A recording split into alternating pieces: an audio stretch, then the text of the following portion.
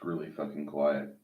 I expect my neighbors to start playing music, or I expect the grounds crew to start firing up every two-stroke or half a horsepower engine.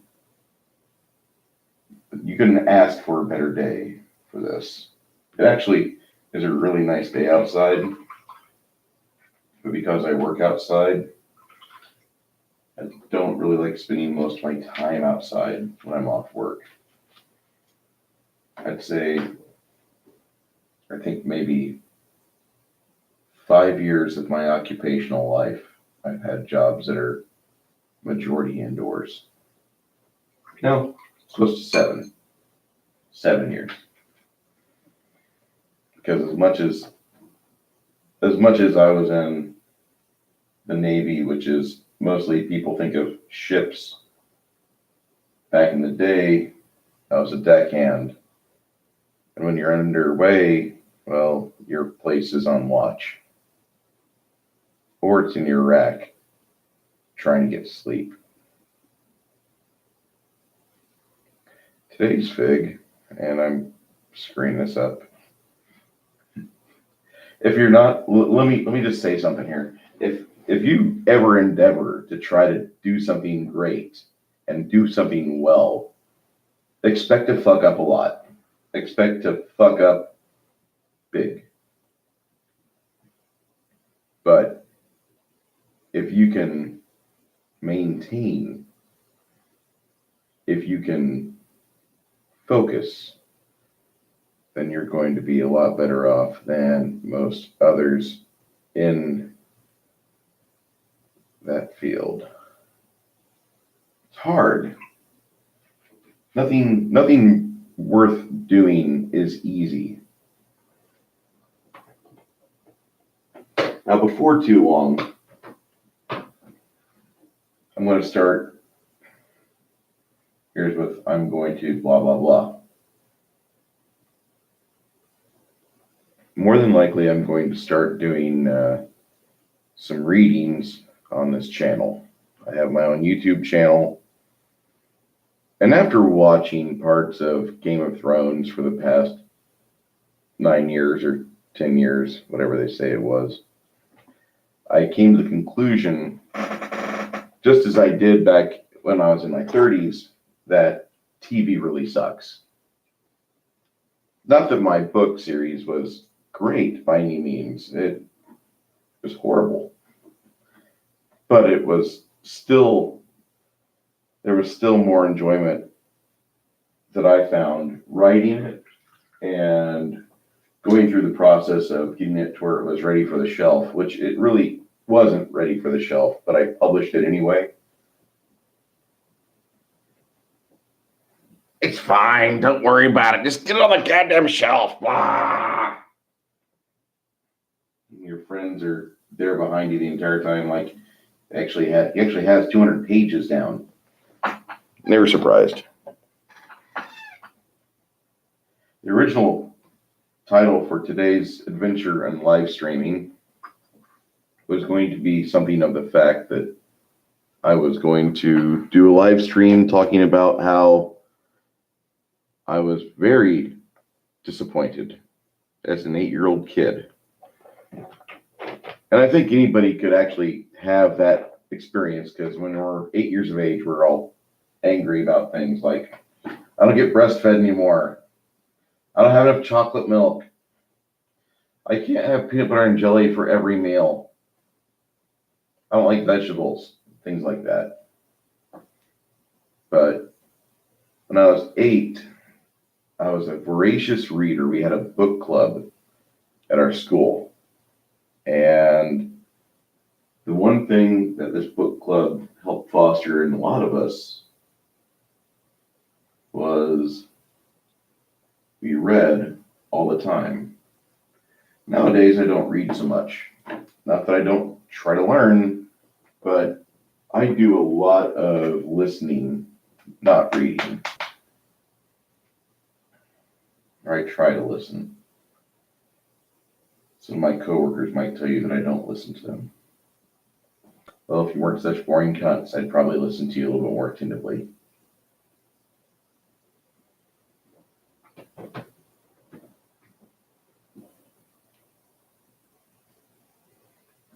That is a problem with modern people. They tend to be dull as fuck unless you absolutely share the same hobbies, and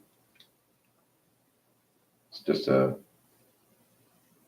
sad excuse for people not to be courteous at least. But I do what I can. Have a new job. Of course, I'm not going to talk about it too much, but it's a funny job because it's a job where, once again, heavy equipment plays into it. My old job, my old contract I had was with a company that I'm still waiting on if we're allowed to speak about it, but it's with a company that has put itself through a lot of financial pain because they're idiots. I just ended up walking away. A lot of my coworkers, God bless them, most of my guys I used to work with,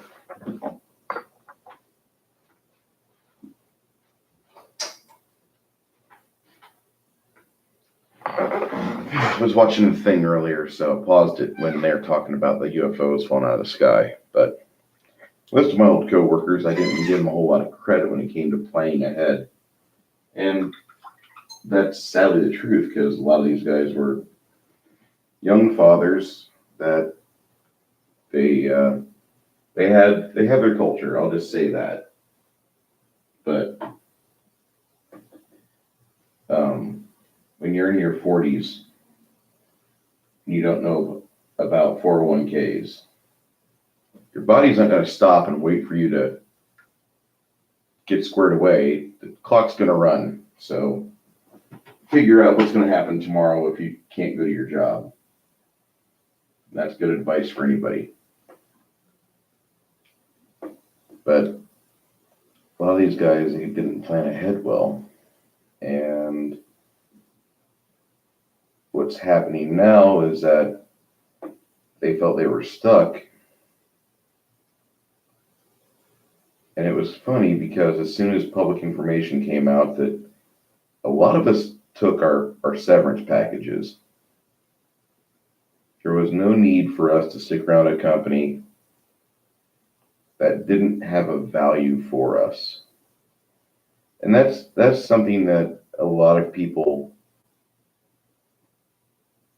they don't put a value on themselves. Modern America has done quite a bit in putting people's self-esteem directly into that toilet. So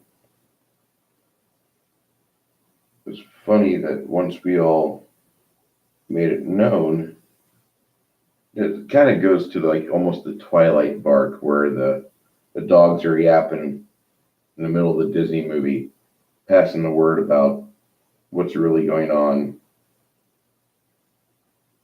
and the rest of the animals pass the information along. I think that's the Rescuers, I'm not sure. God, that was a good movie.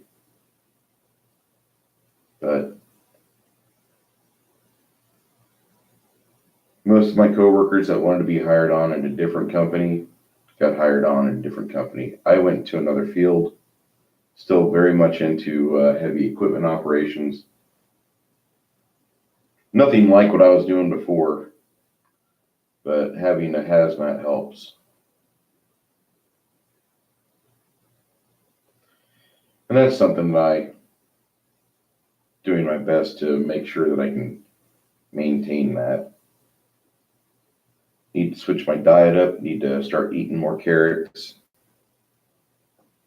Hey, how you doing, David of the Romulan Star Empire? Hello? My Pathfinder gameplay, you'll find out that I've got some opinions that probably aren't too popular, but I appreciate you, man. How are you doing today?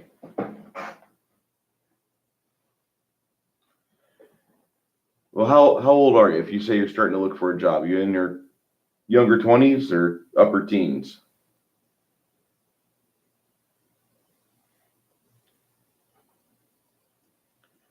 speak the truth about modern America and jobs. Great advice. I'm starting to look for a job. And best of wishes for you on that, because it's not exactly an easy market. So, okay, my best advice for you right now: you don't have to find a job that you love. It will help, but see what's out there. See what's out there within your immediate zip code, area code area, and just see if it's anything you want to be involved with. Because if you don't get involved with something you enjoy, you can separate your job from the things you enjoy, and you might like the people you work with. But if you don't like what you're doing, it makes it hard to stay there. Not that it's impossible. I have a lot of friends that have retired from big companies like Caterpillar, country companies, State Farm, and these guys hated their jobs. They hated. Terry retired from Norfolk Southern. Hated that job. Did 30 years there, 20 in the military. Hated it, but he went to it every day because he had a family. So I mean, there's a difference from when you're a young kid and you can move at the drop of a hat versus when you've got a family and you have an inventory that you cannot port easily.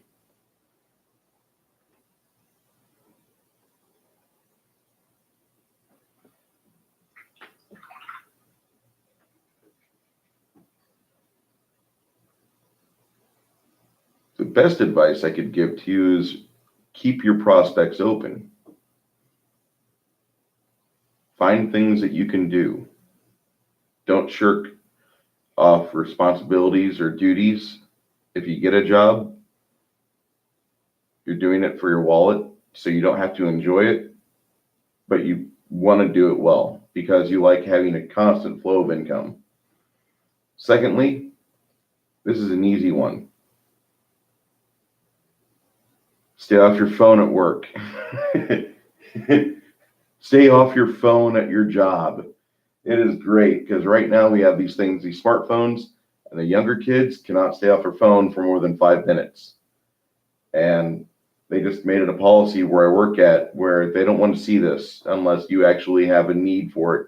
If a supervisor asks for your phone, you have to be able to fork it over, show them what you've got open, and show them what you're doing, which is kind of funny because myself, I have to do logging all the time.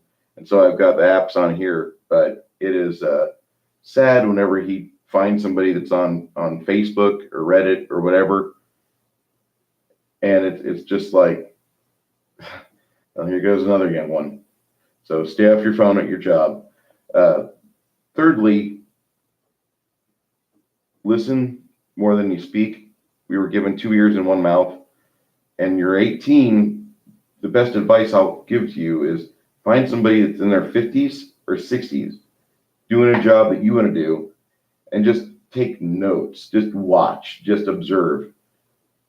Their job's not going to stay the same forever. Eventually technology is going to be a big factor in it, so they're not going to be able to do the same thing they were doing 20 years ago. But listen to what these guys have to say. And props to you for being a Pathfinder fan. That is really that game is the first edition. Fans of it are going to turn into they're going to get this unusual connotation to them. Not negative, but the fans of 3.0, 3.5, and Pathfinder are very much different than the majority of fans that will play RPGs. And I think the main reason is that the games that are in that family are very detailed and they are very intricate. There's a lot of moving parts. And for people to really enjoy doing that and focusing on doing that as a repeated hobby, that's not something that a lot of people wish to partake in. But there is a joy that's in it because if you do play it, it becomes second nature to you. And secondly, there's not many other game systems that are as intricate, that offer you so much choices. Already you seem like an intelligent person, because I don't know many less or average intelligence people that say I prefer Pathfinder. That's not something you find. Most of my friends that play Pathfinder, they're vets. A lot of them are IT field people, or they play with math all the time. They're accountants.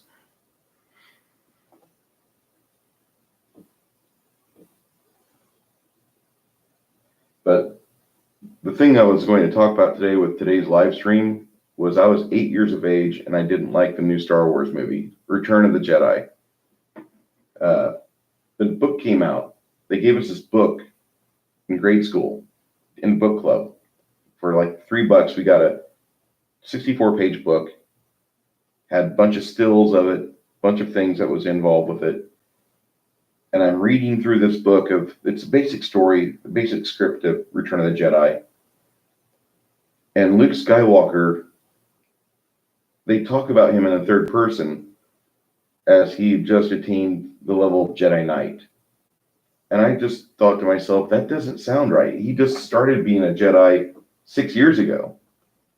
And that's like somebody saying, well, I just started being a welder 5 or 6 or 8 years ago, and now I'm a master welder.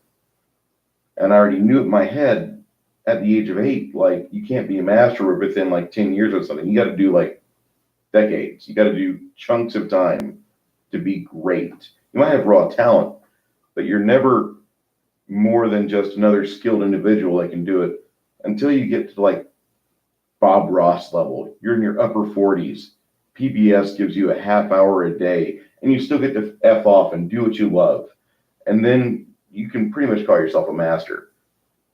But it didn't make any sense because there's only 2 people that he had learned from, and he hadn't gone out to do any other research that we had known about.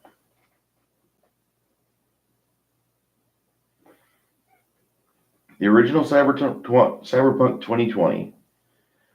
My hot take on that was, when it came out and it was popular, it wasn't my game.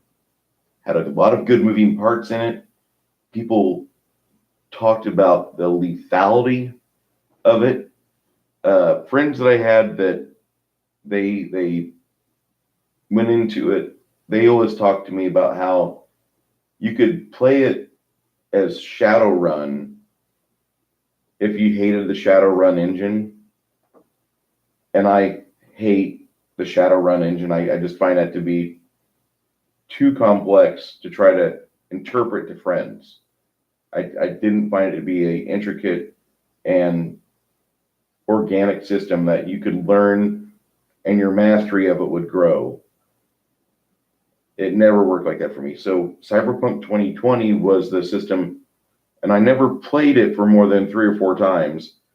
But whenever we wanted to play it, it was easy. Now, others will tell you that I might be full of crap, but it's an easier system than a lot of other systems that were out in the original period of time it was released, late 80s to mid 90s or early late 90s. Because I'm remembering back to 96 through 99 whenever I started dabbling with that, and it was it reminded me of more of a giant mnemonic than anything else. But if you're into William Gibson, you could skip the entire Shadowrun, because there's parts of Shadowrun I like. I'm not going to say I don't. I just don't like the engine of Shadowrun. I don't like the way they wrote their history for it. But because I don't think America would function like what they say it does in Shadowrun. But I think the Cyberpunk 2020 was a more accurate model of what would actually happen in society if we had the implants, if we had all the combat mods, if we had all this stuff commercially available. That is kind of like a free market gone rampant. I mean, they've just gone off the rails and they've turned into a juggernaut.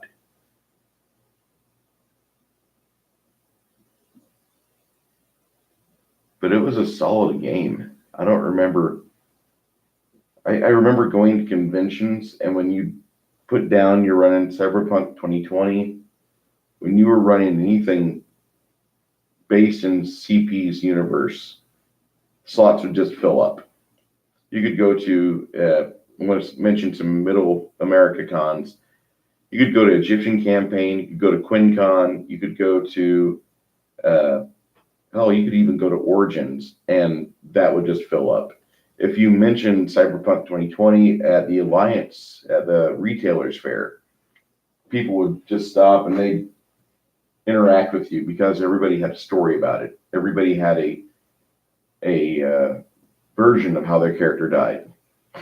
That sounds bad, but that's the truth. Okay. How did your character die, Bruce? Motorcycle wreck.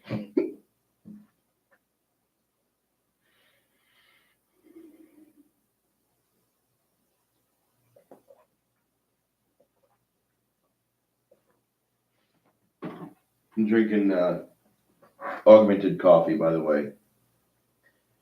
One of my gift bags, or one of my random bags from Black Rifle Coffee, they shipped to me, is a thing called Fit Fuel. And I don't know exactly if there's any nutritional differences between this and regular coffee.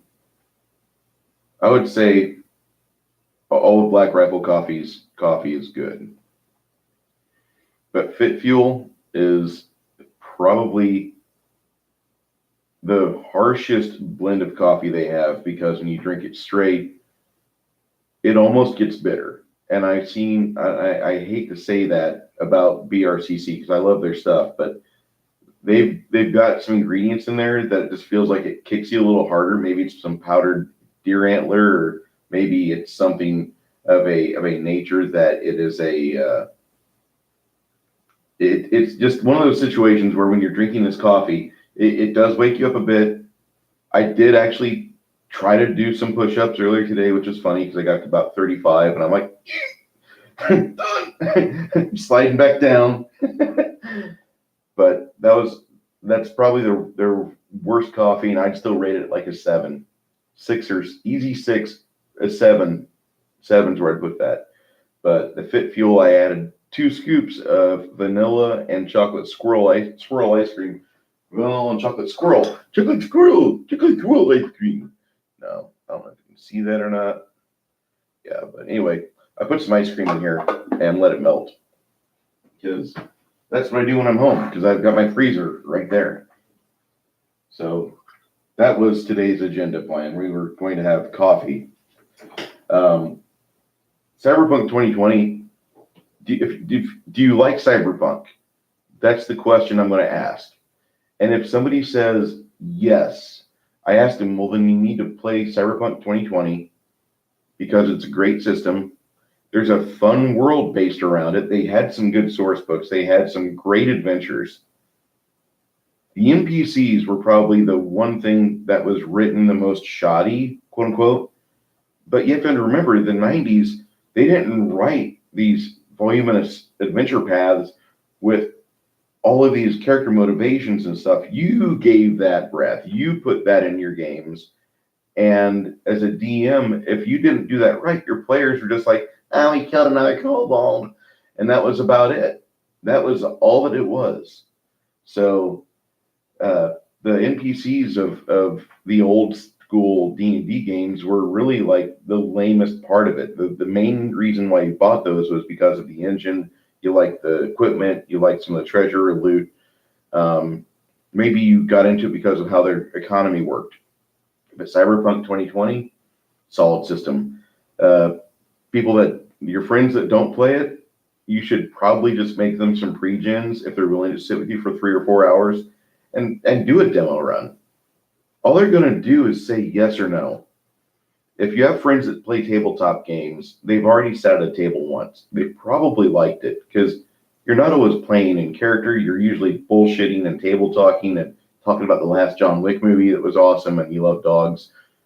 And maybe you'll throw a die every once in a while, but Cyberpunk 2020 should lend itself pretty easily to a Saturday night game, because a lot of people want to play something like that. And the fact that Cyberpunk PC and console game is getting ready to come out, there should be no real issue as to why somebody wouldn't want to try it.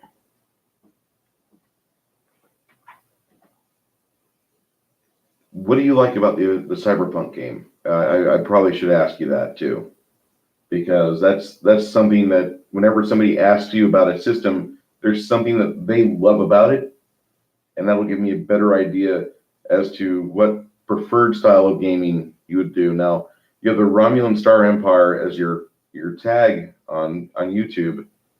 Did you ever play Federation Fleet Commander?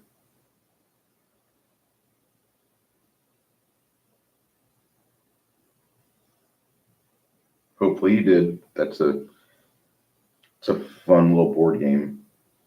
Not the best board game, but it's a fun board game. God, is it fun.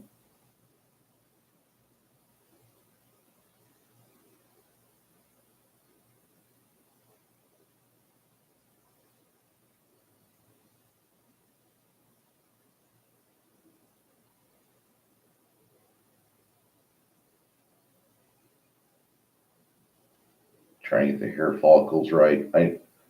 Not really hair follicles, the hair toupee that looks like this has.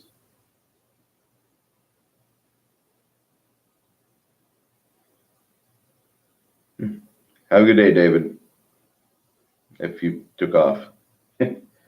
Anyway.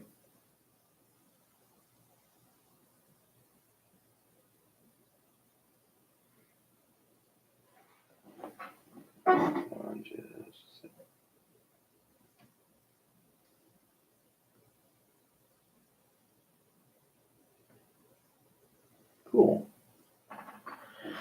I did not know I could do that. I can add people as moderators. Giggity. Cool.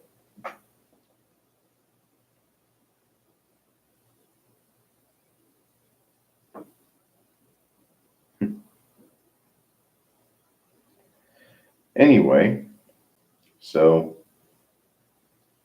8 years of age, and here's Mark Hamill playing a Master or Jedi Knight. I thought it was just a little bit too short of a time. When I say a little bit too short of a time, I mean it just was a situation that didn't seem to lend itself well. He should have been trained further, or he should have known a little bit more than what he was getting into. It didn't seem like he was really blessed with a lot of information as far as that's concerned.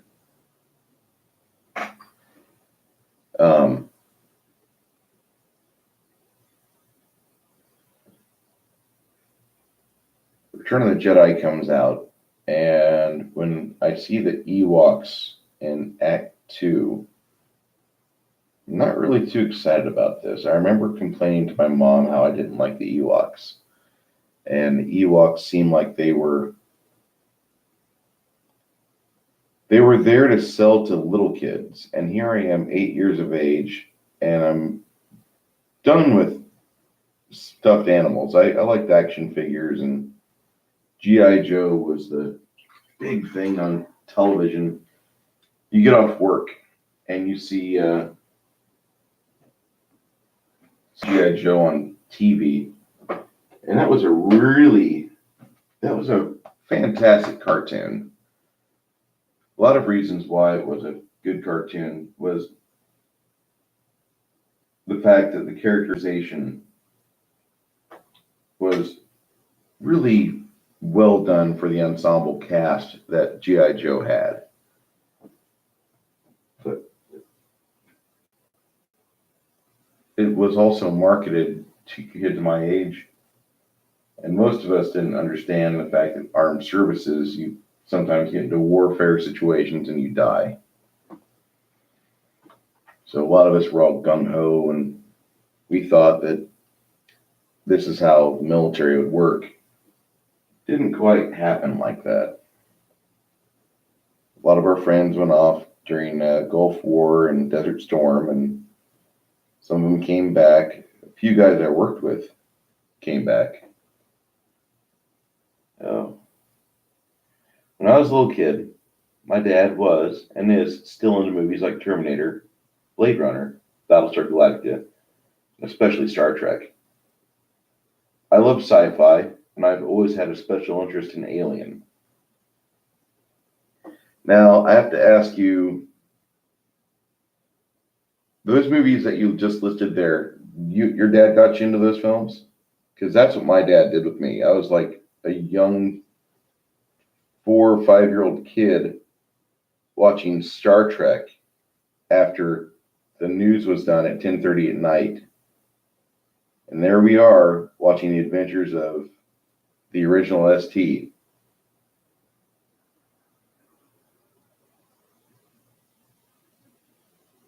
And that was how I became a diehard geek. I liked it quite a bit. I thought that was going to be our future. Little did I know that before I'd turned 40, we'd have things like what they had in Star Trek. Because you have to remember, I was 36 when the iPhone hit mainstream usage.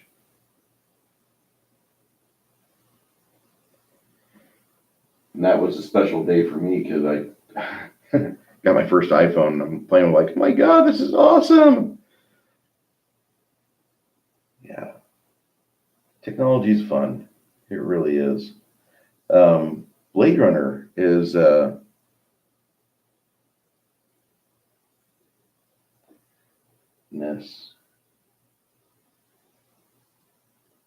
Cyber soldiers' ideas of synthetic life forms in our lifetime is interesting, but scary at the same time, like Fallout 4 and the Institute, for example, or Detroit Become Human, where we decide if machines can act human. Well, that's been a 20th century piece of fiction that's been recycled a couple of times, and not inferring any negative connotations there, but there's been a lot of stories where we ask ourselves if we can play God, and can we have a machine that we designed to think? Can we have a machine that can do the same jobs and understand the risks and the assessments and do things right? Can we make a better person than God can? And those stories are fun. Don't think that they're not fun, because those stories are why we have the developments we've got. That's why we've got the developments in biotechnology going on. That's why we have the smartwatches that are doing more to interact with us than our phones did. That's why we have all of these advances going on, because little by little, you're going to see these things creep into our lifetime, and you're going to have stuff that in 30 years, it's things that were just science fiction to you, and now it's handheld. Now it's something that you're playing with. The idea of synthetic soldiers is really well developed in certain forms of media. Probably my favorite I ever read was, there was a WotC, before WotC became WotC, TSR had a series of books that were modular, and they were like $10 each. They were thin, 32 to 48 page books by Robin D. Laws? Yeah, Robin D. Laws wrote them. And they were a basic universal system for RP, had a decent little combat engine, but they had like different worlds. And for $10 you get these little books. And the one that I liked best was Bug Hunt, because Bug Hunt was, you designed your character, and then you found out your character was a clone. And you were from Earth, but now your clone is in space with all these other clones, and you're being sent out to go and do these things in the name of galactic freedom. And there was a lot of really good, interesting possibilities for long-term campaign play, where you could have a character that he was sailing among the stars, and he was helping get rid of one genocidal group of alien bugs after another, one brood, another brood, and it was a very cool alien-esque campaign. Let me see. I want to pull up my phone here just for a second. I hate getting on my phone while I'm on cam, but Bug Hunt RPG. And this was a really cool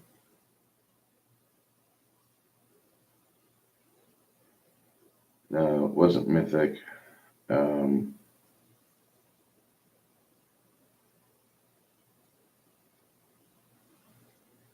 TSR's Bug Hunters game.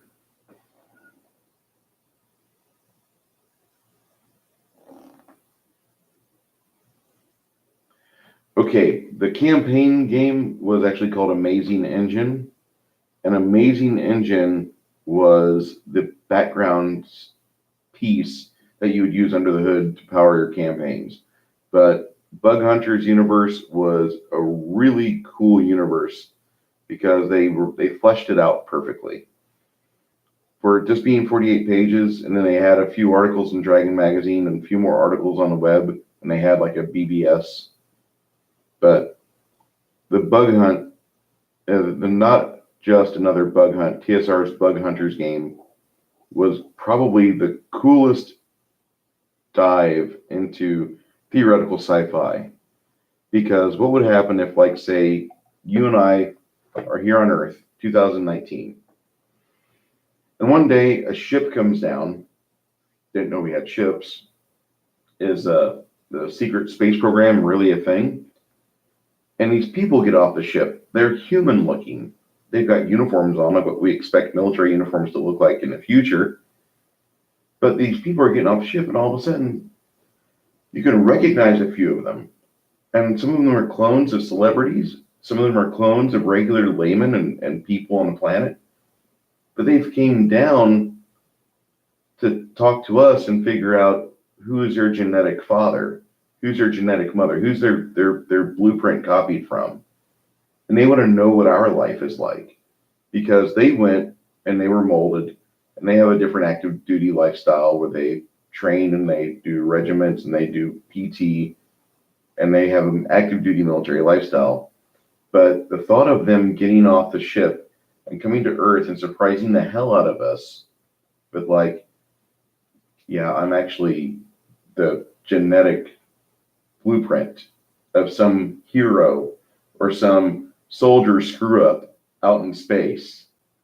And it was a really cool system, because if you could slap that in your player's mind to where you're playing a game and they find out that when they park their Prius or they park their truck and there's somebody with a pulse laser rifle and this reflective Buck Rogers-esque outfit with little cybernetic implants and such, and they're wanting to talk to you and get to know what your life, your mundane life, your 9-to-5 job. They want to know about traffic. They want to know about the things you like to eat. They don't know you because they were copied from your strand of DNA, and then they were developed. Could you imagine having an encounter like that? Maybe just 3 hours of Q&A where you're talking to something that is your genetic duplicate. And this thing goes and kills hard shell, large, huge creatures that want to rip him to shreds or lay eggs in his companions.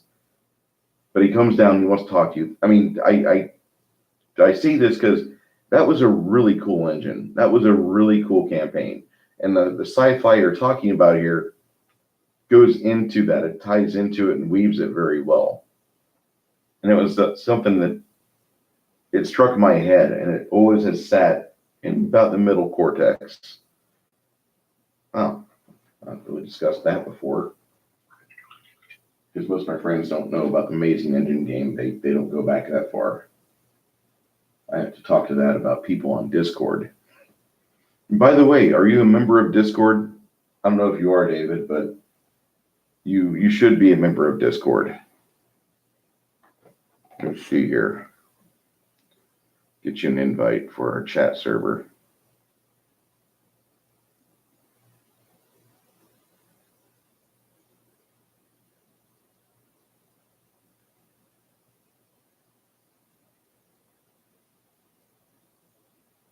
Invite members. Share link. Copy. Hold on. Stick around here for just a moment, David.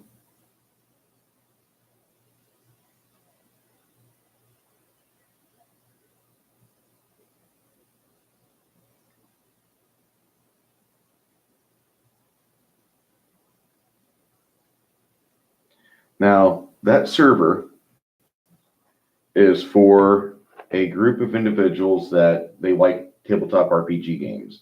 So everything you've just mentioned in your chat stream is fair game for whatever you find. Tinker's Tavern is what it is for. And there is a lot of people that they want to be involved with a campaign that they can have fun with. And these people are focused on mainly old school RPG, but they will play 5th edition, they will play Palladium, they'll play whatever. And if you go to the tavern, the common room is where there's probably 1,000 people that meet up. Probably 200 of them are regulars throughout the week. And you'll have fun. They've got live streams, they will have shows, they have discussions with the authors, they have a lot of notable personalities in there. And I've discovered a bunch of podcasts.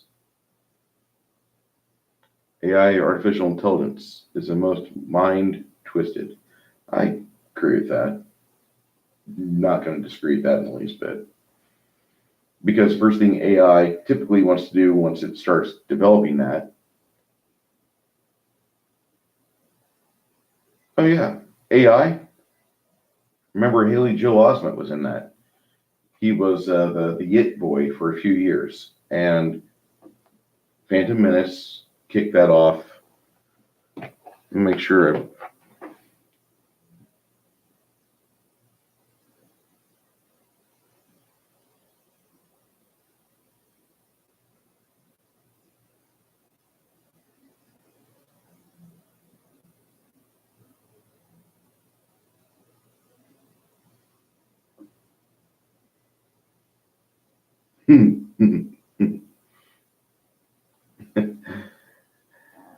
I'll be checking out that Bug Hunt. Thank you. The movie that got my head spinning was AI, Artificial Intelligence, directed by Steven Spielberg. It was made in 2001, the year I was born. It was about a robot named David, which was funny, and a family had to take him in. Yeah, it was.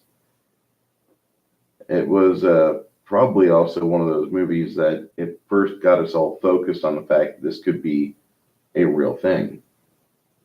And numerous people didn't want to focus on that. They didn't want to think about a situation to where you could have an artificial person next to you. They wanted to feel comfortable, and they don't feel comfortable around an android.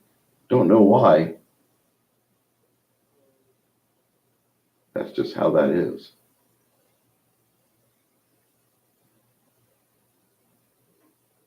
Okay, director.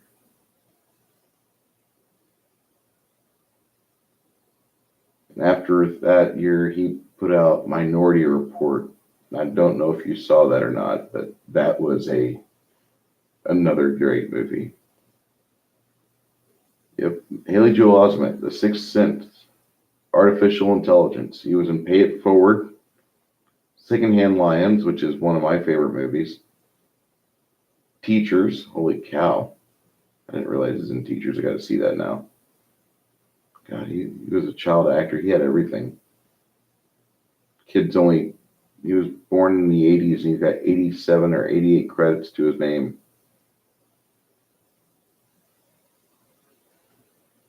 He was Sora. I didn't know that.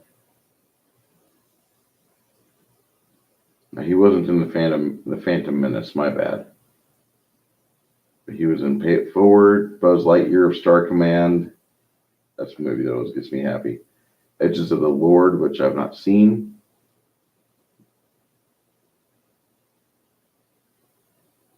I forgot that he was in Kingdom Hearts 1 and 2. I just played Kingdom Hearts 3. I thought it was pretty decent.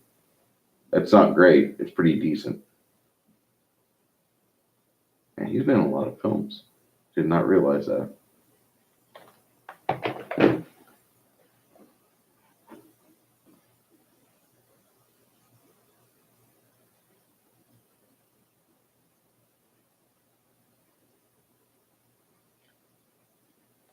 Now, in the Return of the Jedi hit in 88 or 83, and everybody went nuts over it. That was the movie to see. That was the movie that everybody was going to see 2 or 3 times. There'd be that one kid in class, he'd see it like 8 or 10 times in the theater. We had a couple kids like that in school. I wasn't one of them. My parents rarely would we go see a movie twice.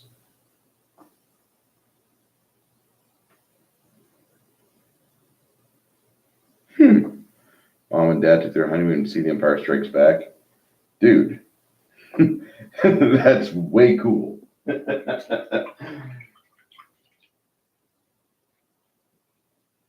See, I remember seeing that in theaters, and the re-release of Star Wars happened a year after that.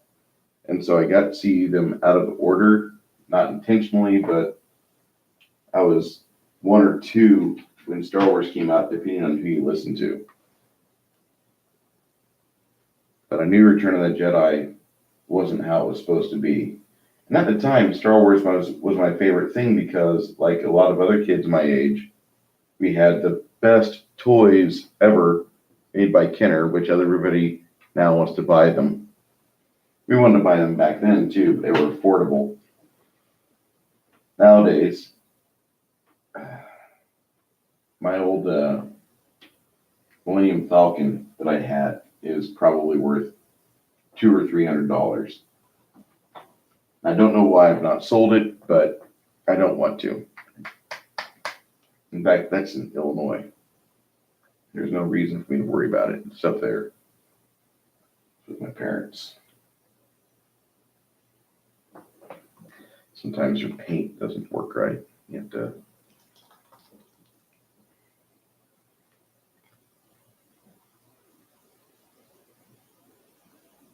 So all these years went by, and then in middle school, we didn't forget about Star Wars, but we stopped watching it because there was other things out. In 86 and 85, we had things like Critters and the slasher movies and all these other horror films. We were watching The Thing on VHS and beta. So those were the big shows that you would like go to your friend's house, and on sleepovers, you'd watch these shows over and over again. And that was kind of like what we do nowadays. I mean, we'll watch the same show 3 or 4 or 5 times, or 10 or 12 times, or 15 or 16. But you watch these movies and you really enjoy them, and that's what you're supposed to do. You're supposed to like and enjoy these things that you buy. And for me, I was a young kid, and I had Star Wars action figures, and I had Legos, and when you're a young kid, you don't really care if someone says Star Wars or not. If it's a spaceship, you're going to use it for your Star Wars playtime. You're going to use your Lego figures, which are this big, with your Star Wars figures, and they're going to talk to each other, and your parents are probably going to listen in on you and be like, oh, that's cool. He's using his imagination and not playing video games. And that was what we did back in the 80s. To see how we played with things, you actually just would watch the commercials on YouTube of the old Star Wars toys, and you could see these kids with horrible hair. That's the one thing that whenever I watch the 80s shows, if the hair is not horrible, it's not authentic. But you'd watch these kids play with these figures, and they would make stupid sound effects. Those sound effects make with their mouth, and it sounds horrible. Back then, in your imagination, it was epic. Epic. Epic. Everybody uses the word epic. It's been an overused word for over 10 years. Didn't really get epically overused until 2008. But we you've got Legos. Where's my favorite? You've got the Lego Super Star Destroyer. Regulars. Oh, you got the Victory and the Imperial class Star Destroyer. That's pretty badass. That is really. Wait, when you say the Lego Super Star Destroyer, are you saying the Excelsior class Star Destroyer? Or are you saying just like the Imperial class? Because either of those in Lego is badass. You're talking about a model kit made of Legos that's easily 3 or 4 foot in size. And those are a fun thing to play with, although you really don't play with them as much as you want to. You look at it, you stare at it, you wonder what it'd be like to live inside it. Your head goes on for about 30 minutes while you're wondering how long would it take a turbo lift to get from the bottom to the top. Both Imperial class and Republic class. Okay. That gives me a good idea now. I was reading something about the turbo lasers, and they were saying how many megaton bombs each turbo laser salvo is. And if that's accurate, there's no need for a Star Destroyer or a Death Star. You just park a Star Destroyer up in orbit and fire a blast of turbo lasers at the surface, and that wipes life off the planet. It gets rid of it. But I was fairly impressed reading some of the technical stuff, because most of the technical stuff was pretty accurate. I was boring as a child, just as I'm not exactly the most exciting person now, but I enjoyed the Star Destroyer information. They used to have the technical manuals. The tech manuals were like gold during RP play, and we would just pour through that. We wouldn't even play for an hour and a half. We'd have this book open, and 6 of us would be gathered around a book on the table. Don't turn the page yet. Kind of how it is. But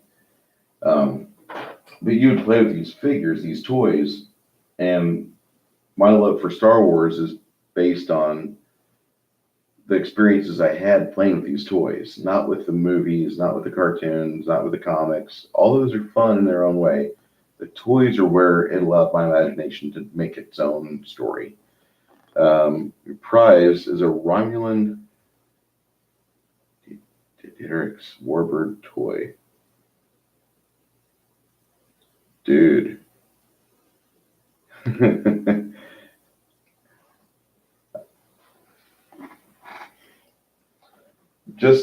I'm just gonna say there's a YouTuber that I watch a lot. I watch a lot of YouTubers because I'm just a tech person. I would rather listen to a talk radio person, or I'd rather listen to somebody who's speaking about something that my brain finds fun. And the group of people that I listen to is largely the Fandom Menace, which I don't know if you've heard of those guys or not, but it's a loose association of people that really love the fan, or the original source material. Star Trek original series, Next Generation, Deep Space Nine, the Star Wars movies, the Star Wars comics, the books. The guy that I want to point you in the direction of is this cat named Anti-Trekker. He has a lot of videos. He has a setup to where it looks like he's on the bridge of the Enterprise. He has little lights that move at the bottom of his little view screen. He's sitting in front of it with his radio or with his microphone, and he talks about Star Trek, and he'll do reviews of various episodes, but he knows his stuff.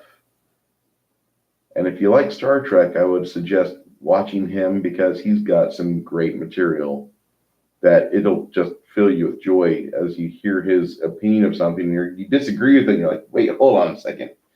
And that's also another reason why whenever you decide to, you start streaming yourself, and you give arguments to people, and you can build a case as to why you have an argument, why you're standing the way you do. But his dissertations on Star Trek are very accurate.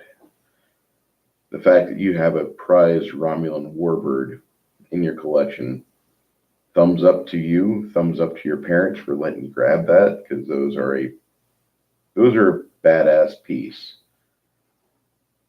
See, I've been wanting to play the Star Trek tactical game it's supposed to replace the Starfleet battles, but it might as well be just the Star Trek X-Wing miniatures engine that the Star Wars game uses.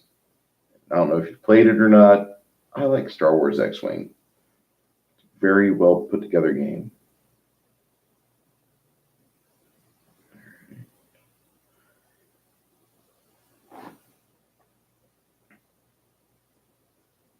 These fig that I'm painting right now, this is from WizKids. They have a line of figures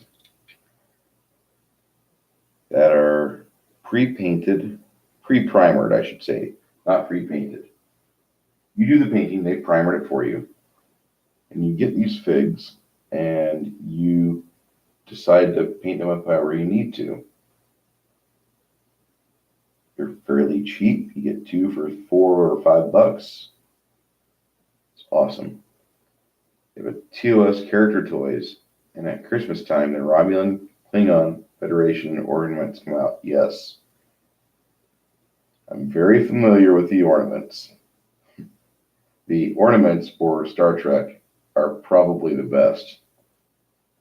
I'm a large fan of the Klingon ones because that used to be my race. I used to think the Klingons were the best. I kind of got sad that the Klingons were assimilated into the Federation in later episodes of Star Trek. I always thought they worked best as a bad guy.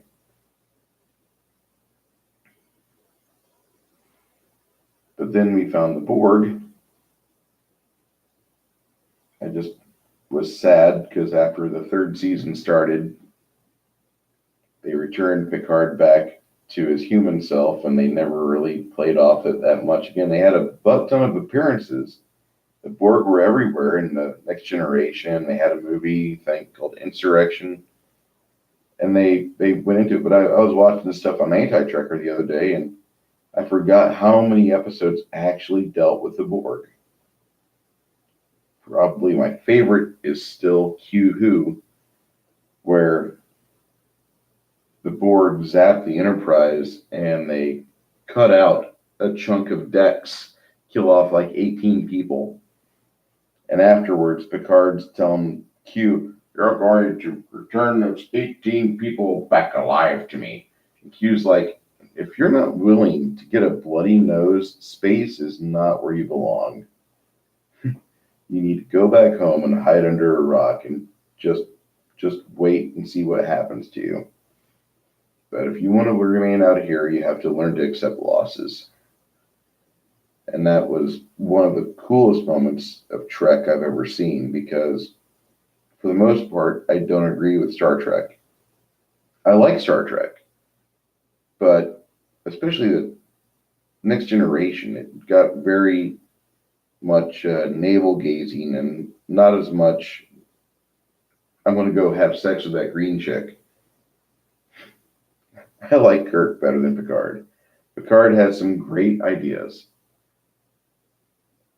but Kirk, to me, was always a captain. Even in the movie Into Darkness, where they took this chair away from him because he didn't respect the chair. I thought that was a good reason.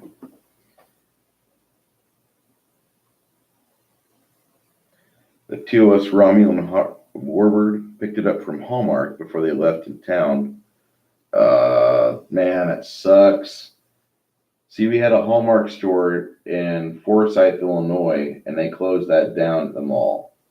Now, this mall I speak of is called Hickory Point, and they're trying to throw money into it, but there's more empty stores than there are stores paying rent. And that's not a good sign for your local economy when you have malls packing up stores like that. That's just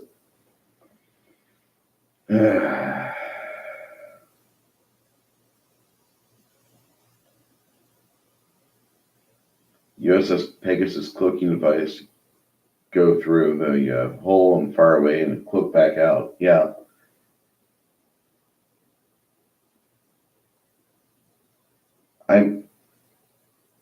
I think I want to watch Star Trek again. I think I really just want to sit down and while I paint, not even live stream, just watch the original series and Enterprise first, then go through DS9, then Next Generation, then Voyager, and I'll skip Discovery because I don't like Discovery at all. Discovery is fine, it's just not for me. Discovery is like a superhero story, a superhero origin tale. What is the Red Angel? They would have done their work right, we would care about it, but they haven't done their work at all.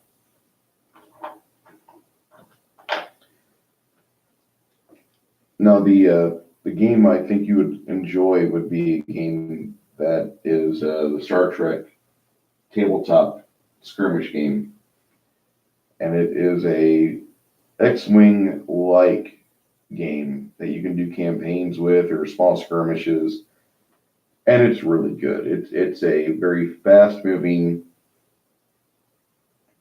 very fast and loose play style, but it has definable rules. It has good effects in it. The ships are well done. You don't really find that too often. They get the miniatures right.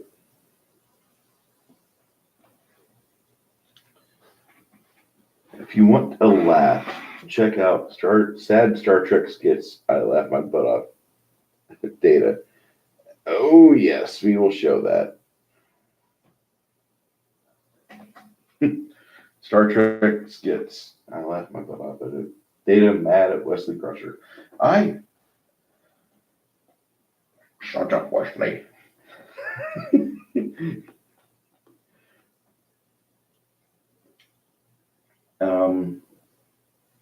Wesley went to a nearby convention in the 90s, and something came out of it where basically people made fun of him, and he didn't have good PR, didn't know how to handle criticism. I would almost say that the guy that plays Wesley Crusher still doesn't handle good criticism. He doesn't handle criticism that well at all. The main thing I have to tell you, if you're 18, just expect that people are going to give you shit, and whether or not you deserve it, you're going to get it.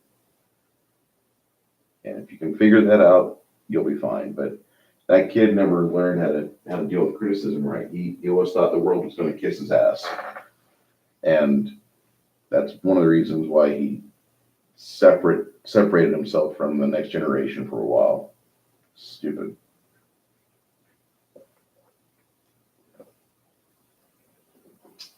In Galaxy Quest, the young pilot, the young black kid, he seems like he was kind of like a stab at Wesley Crusher because he was a young child actor, but he did things right, and the people liked him a lot, and they wanted him to go to conventions. The problem is that this guy didn't know how to actually fly a ship. I will say that Galaxy Quest is probably one of those movies that I watch every 2 or 3 years. In fact, I'll probably watch it here in about a half hour. I'll shut the stream off. But I really think that's one of the best movies for fans of the fandom that's out there. Before I do that, I will watch the Data episode Mad at Wesley Crusher, because seeing Brent Spiner is a joy. He is a great actor. He's not a Shakespearean actor like Patrick Stewart, but he is a great actor. He understands that he brings a level of cheese to the camera. He understands what he's good at. He doesn't run from it. He plays a good character. Something to be admired about that guy. He does it right. I'll have to start working on him a little bit more. A friend of mine bought this Christmas ornament,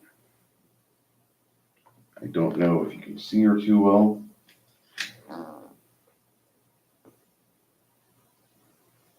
It's the Reaper figure, or the Reaper mascot.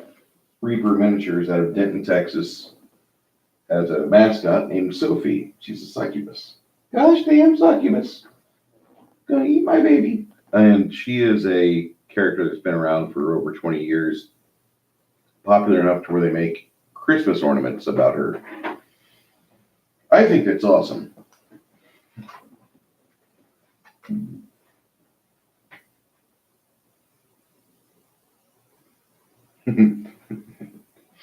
Okay. I want to talk to you about what you're talking about with LeVar Burton and Brent Spiner. On camera, for the show, those two were the reason why I watched Star Trek, The Next Generation. Because once I realized that Wesley Crusher was just some get-out-of-jail plot device, you do something, you put yourself in a corner, you paint yourself in a corner as a writer, well, Wesley will figure it out. It's magic. But Brent and LeVar have great on-screen chemistry. And whenever they were caught off camera, or off the set, on camera,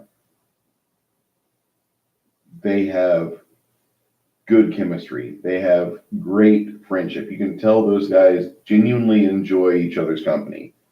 And they don't mind hanging out with each other. They don't mind talking and doing things as men tend to do, where we know when we've got people that they're fans of us and they want to be around us and we want to be around them and we want to reciprocate and we want to make sure that, we're having a great time today. Next time we meet up, don't know when, I want to repeat this process. This was great. And those guys genuinely like each other. They're no homo. And that was never a saying before 2010. I don't remember. But those guys, you can tell they're good friends. There's that movie Galaxy Quest. There's a very funny set of scenes with Alexander Dane, played by the late great Rickman, Alan Rickman, and his character and his character's trials. He doesn't even take off the outfit in his apartment, his little crammed apartment, his ugly ass apartment. He doesn't even take off his makeup, but he goes through his life still dressed up as his character from Galaxy Quest, and it's great.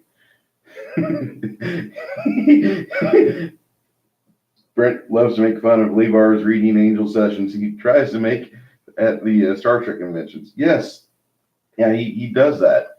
He makes fun of LeVar Burton and his reading his various PBS programs, and they give each other grief.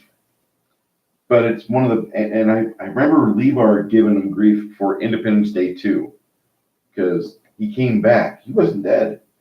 And LeVar gave him hell for not dying right and for just being in a really badly scripted movie, which is deserved because that is a poorly written film. Have you ever been to a Trek convention? A Trek convention is a interesting thing to do. If you like the culture, if you enjoy the toy sales, if you enjoy walking among the vendors and seeing 5 or 6 things that you could enjoy, because you could hang like a Grumman warbird or bird of prey in your hobby room, or you could find a baby's model where, or whatever they call it, where you spin it up and these things dance around above the cradle, stuff like that. But then they have like the real cheap stuff, like you have the Pez dispensers of Spock, where he tilts his head back and shoots a nasty candy in you, or the phasers that it's just a prop and it doesn't move and there's no batteries and there's no lights on it. It's just a stupid looking phaser from TOS. And the phasers from Next Generation were more streamlined. I didn't think they looked that cool. I was not impressed. Still, I want to say the episode of the original series where Kirk is running around with a phaser rifle on the Enterprise chasing down the psychic. That was one of my favorites. Man, I'm seriously finding some Star Trek today. This is not usual for me either. I usually don't think, man, I could really sit down and watch some geek culture. That's usually not me. I was thinking tonight I would go see John Wick. See, tonight was supposed to be my game.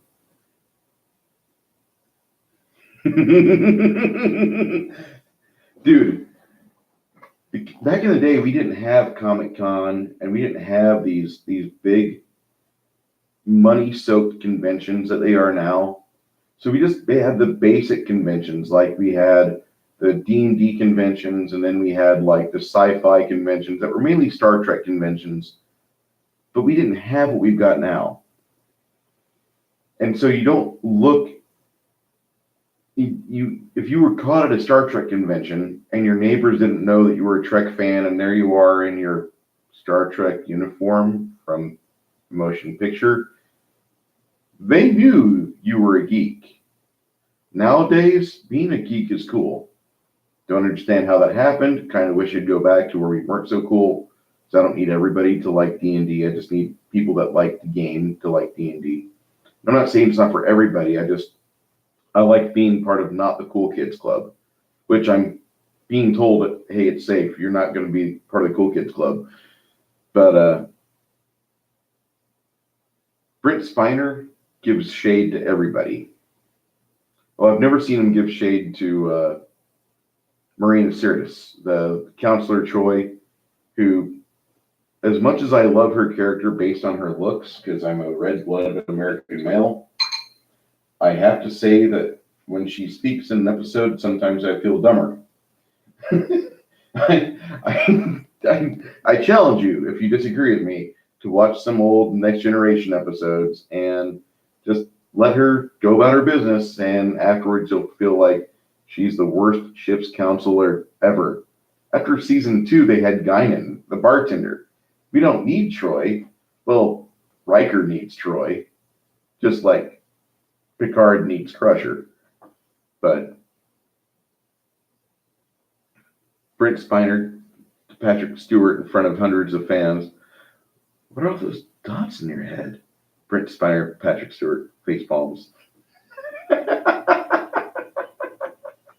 I can see that. I can see Spiner doing that. We didn't have Comic-Con. This wasn't cool. This was like something that you hid. Like, we weren't so brazen to take our D&D books out in broad daylight. You put those in a backpack and you carry those indiscreetly. Like, just taking my schoolwork over to Jimmy's house, and there'd be 5 or 6 bikes out front, because that's what you did. You rode bikes everywhere like it was Stranger Things. I'm not really against that. I really miss some of those days.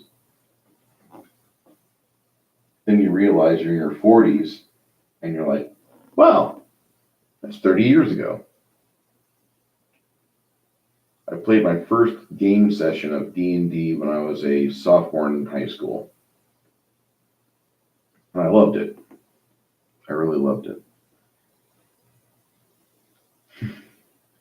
Okay, you've seen every TNG episode. You got the Blu-ray collection for Christmas. What is the name of the episode where they find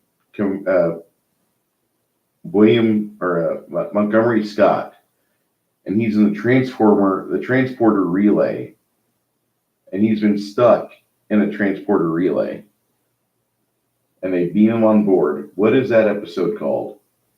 Because that's the one that I probably cry at. Like, I'm a baby when I watch that. That's a great episode. But when he goes on the holodeck and he starts walking around on the fictionalized version of the original series Enterprise, you just feel really desolate inside. You feel old. You feel like no matter what's gone on in your life, as you are sitting there watching it, you realize, like, this guy is in purgatory, because he can replicate everything, but he can't bring his friends back. He's got them in his heart, but that's decades ago. They died decades ago, well, except for Bones. Bones was still alive then. Relics. Yeah, that was the episode. Man. I didn't realize I was 40 plus until I was 43.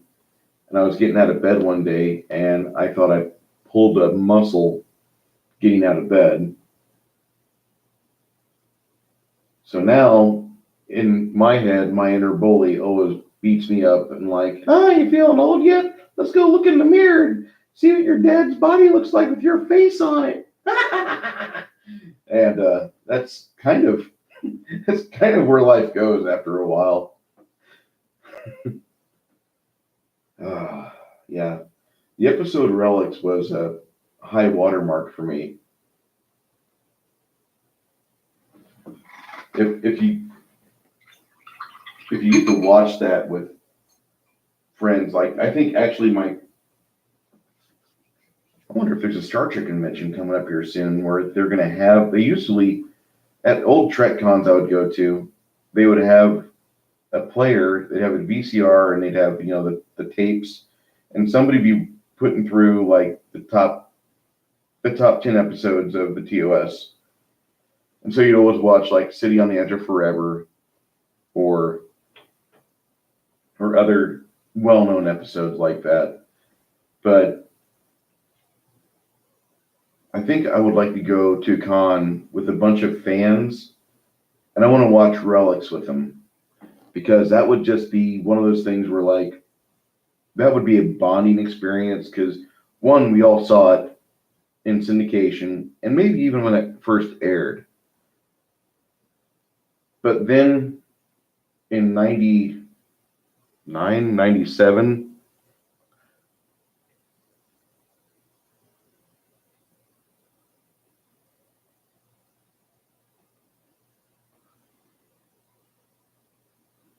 my bad, 2005,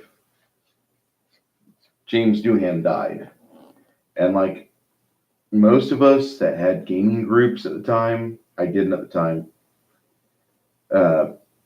got together and they watched old shows of his they loved. And like probably about 2009, I reconnected with the geek culture that I'd been out of for a few years.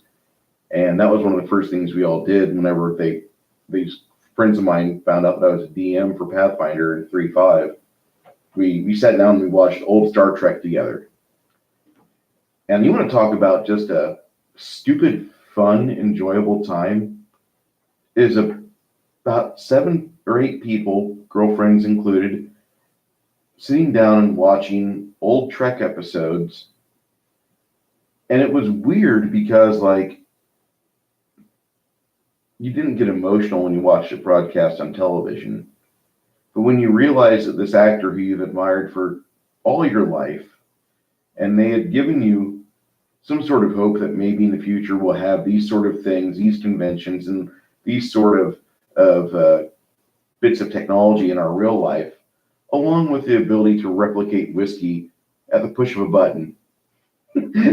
Stop pushing, Bruce. Anyway, we'll have 3D printers make brand new Evan Williams, but we have these abilities to do this, and like now the person's gone, and it's 4 years later, and you don't even realize the guy's been dead. And it's like we started talking, we paused it, and Doohan is been sent out in space. They put his ashes up in space.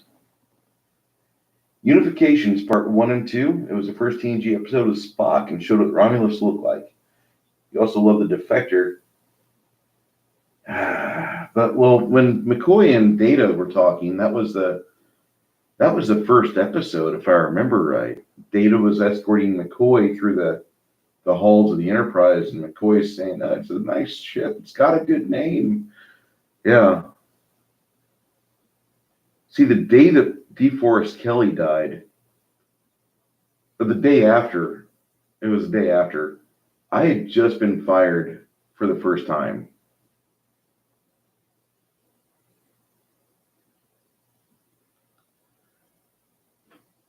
Encounter at Farpoint, yeah. And how old he is and how he just lost it. The thing is that McCoy was. I was about your age when when Next Generation was on. It was on its first season run.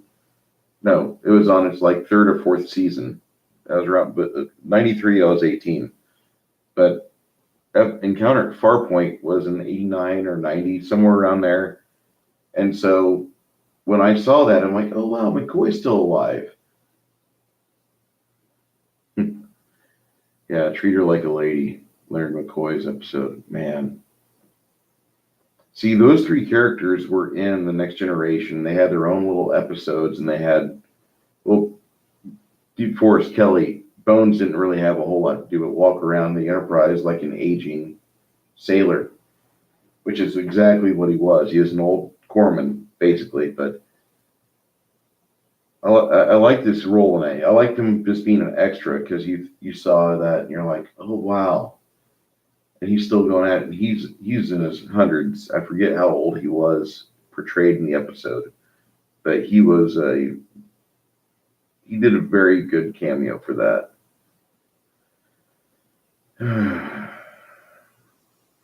Man.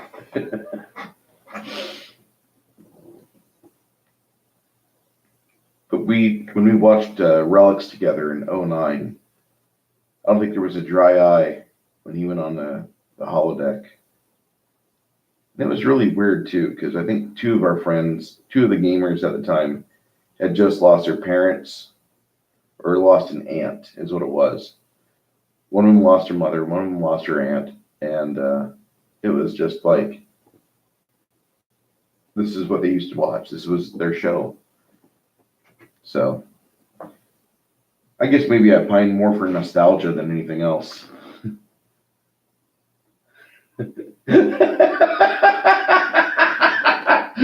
I laughed and cried when he said, I don't see no points in those ears, boy. You sound like a Vulcan. Yes.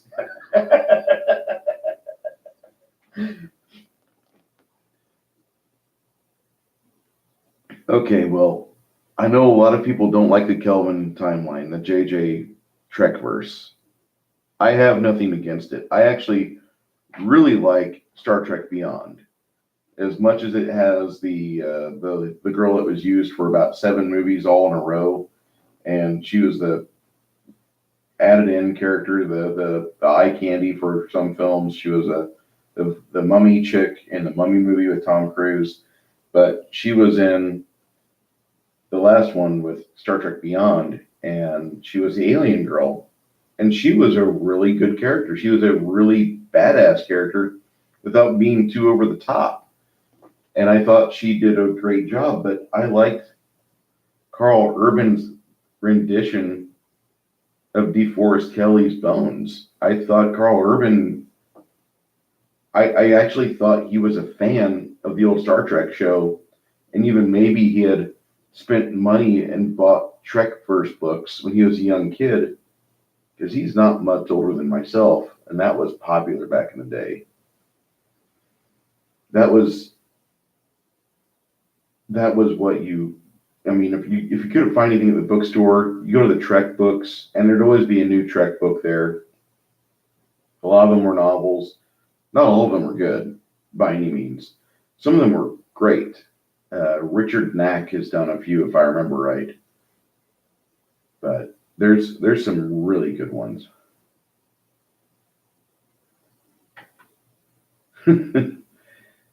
Hold tight to that memory. The last time I saw a movie with my father at the theater, it was a movie called The American with George Clooney. And I really wish I could have seen something else with him, because there's a scene, and I love my father with all my heart. There's a scene in that movie where there's a woman that pretty much shows full frontal and rear, she shows the front butt and the back butt. And it's like, this is pretty nice. Oh, wait, I'm sitting next to my pop, and I don't want to adjust like, I want to make my pants more comfortable so I can enjoy this hard on. You don't want to have that happen.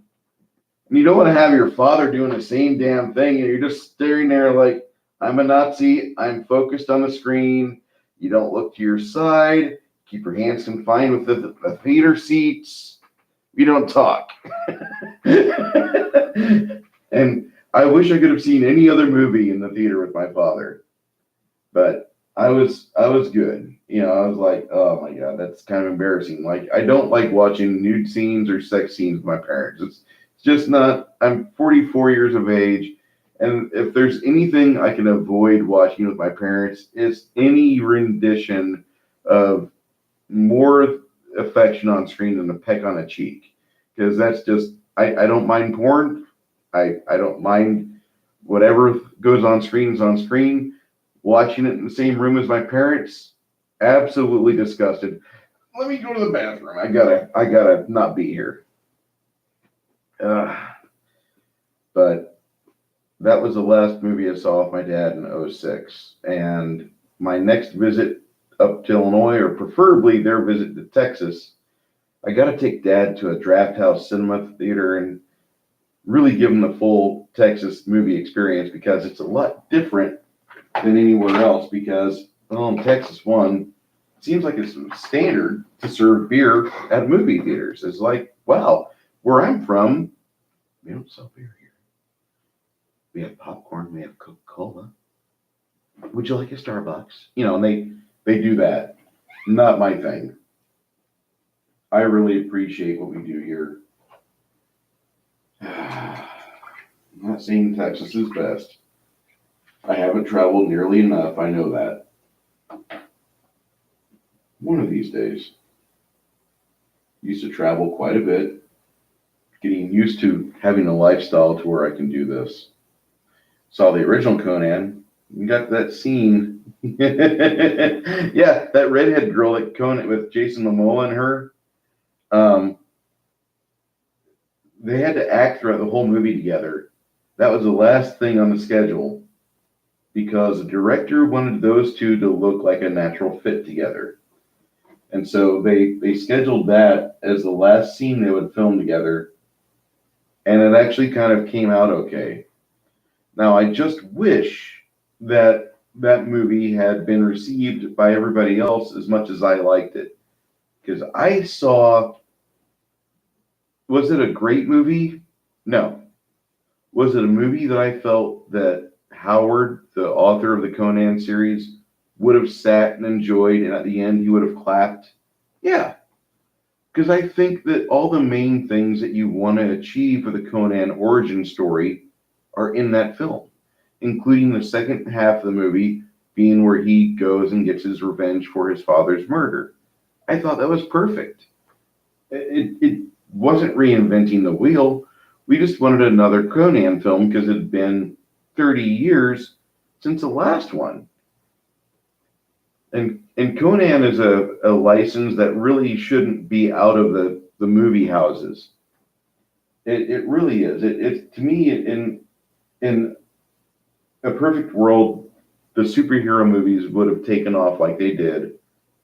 But I'm a fan of sword and sorcery.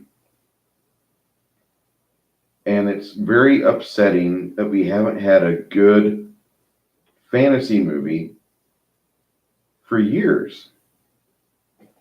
Now I'm trying to think of one, and I'm reaching back to '06. No, '03 with Return of the King. I've not seen a great fantasy movie since then. Now, Conan was in 2011, and I love that movie, but it wasn't a great fantasy film. It was a passable 3 out of 5. But I think if I had my choice, the fantasy films would be the superhero films of today, because they do a better job generally of taking you out of our current day and putting you in a quote unquote fantasy world than a superhero movie. A superhero movie is usually like a political diatribe. Except for Marvel films, for the most part. They've not done that too horribly, except for Captain Marvel. they've done a very good job. Most superhero films of the past, it seemed like there was some sort of agenda behind it, and now they're coming back into that with the new Phase 4 of Marvel, which I don't agree with. But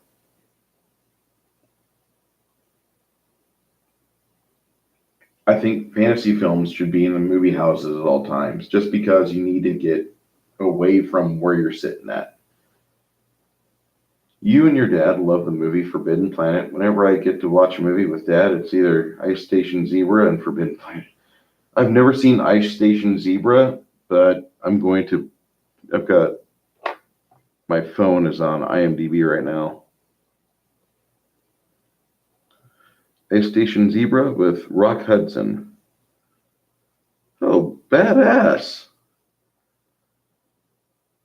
Now, I'm not a big fan of Rock Hudson. He was great in Rebel. No, I don't think it was Rebel.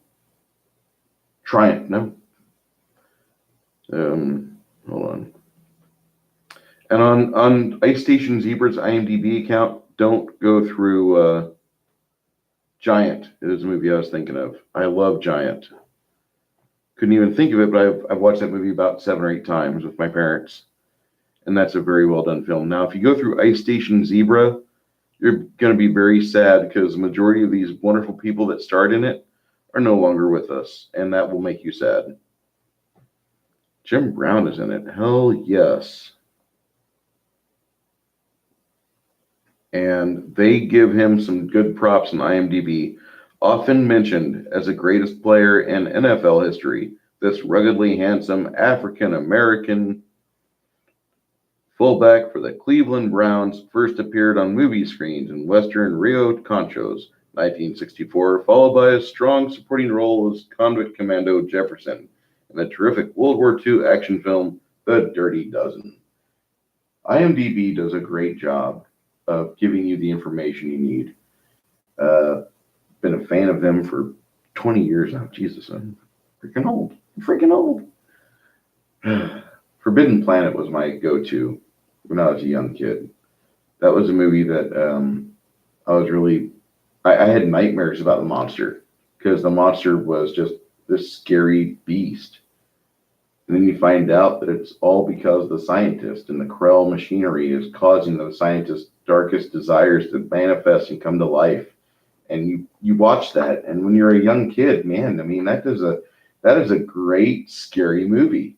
It's good sci-fi, but when you're a young person, you let that movie get in your head and you think about that, and that's where it really was. And also the Disney animation for the monster was perfect.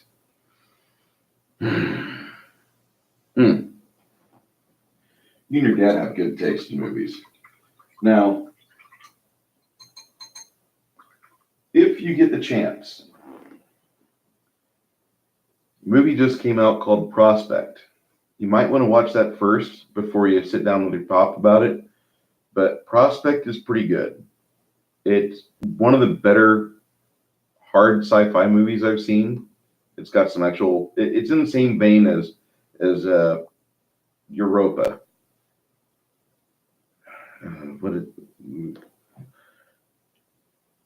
There was a movie a few years ago.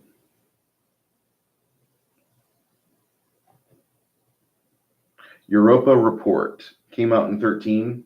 It's a very good science fiction movie about what would happen if we sent up a group of people to the moon of Saturn. And it's an icy moon. They know there's water on there. They know there's a bunch of stuff there.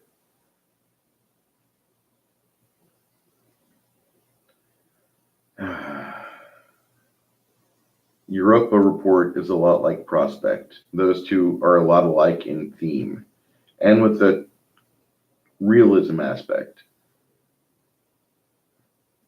Looked it up. I love old war movies and TV shows. Sailors Beware, Hogan's Heroes, Stalag 17. Yes. Stalag 17 is an excellent show.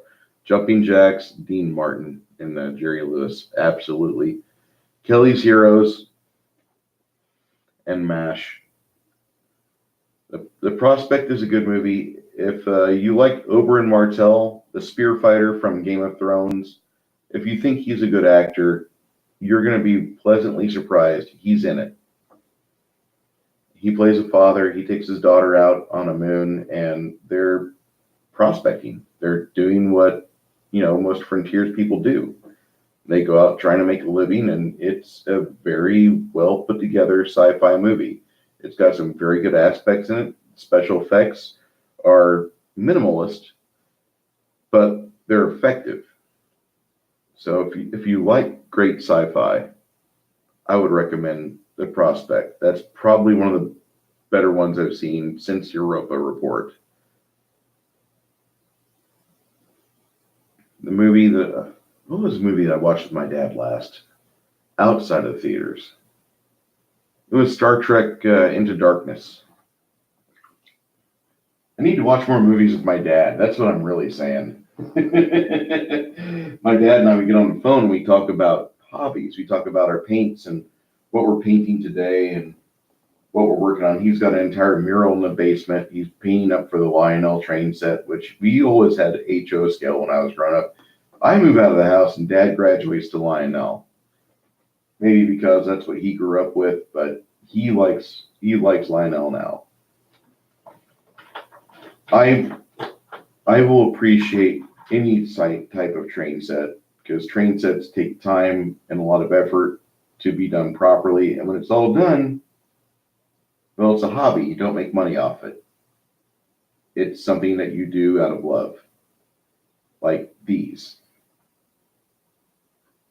But once you're done building your train layout, from there on out, you're just playing with your trains, and that's kind of the end result, the end goal.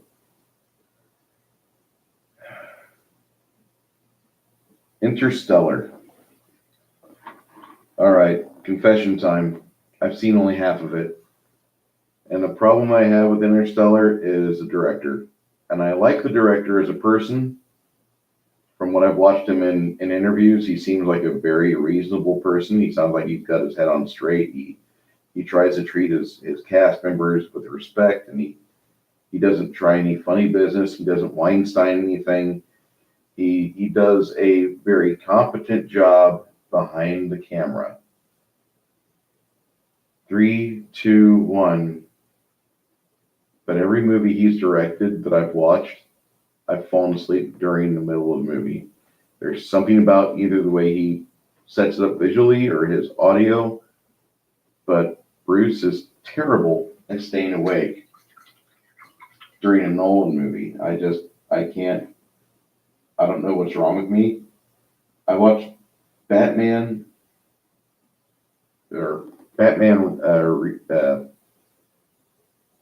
Begins. I watched that.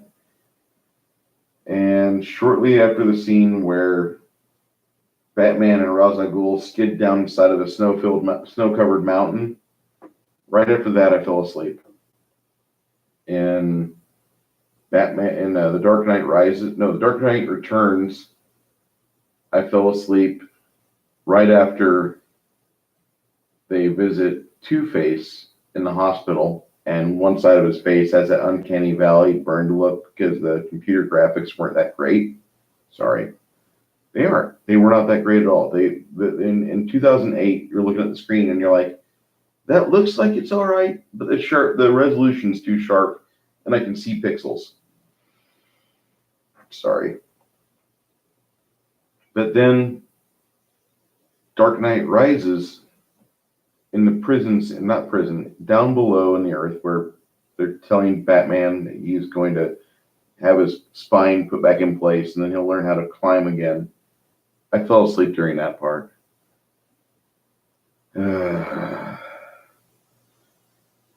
With your father, and the movie ends with your dad scratching his head. What happened, son?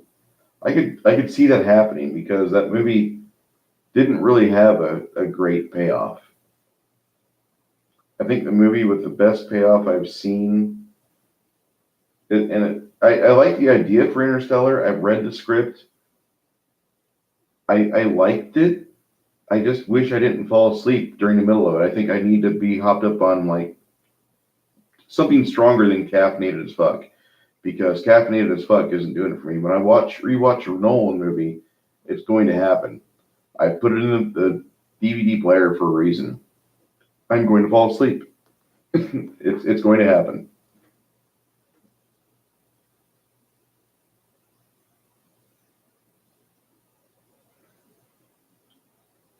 Getting the sleeves painted on my orc. Got a little bit of work on this guy to do, not a whole lot.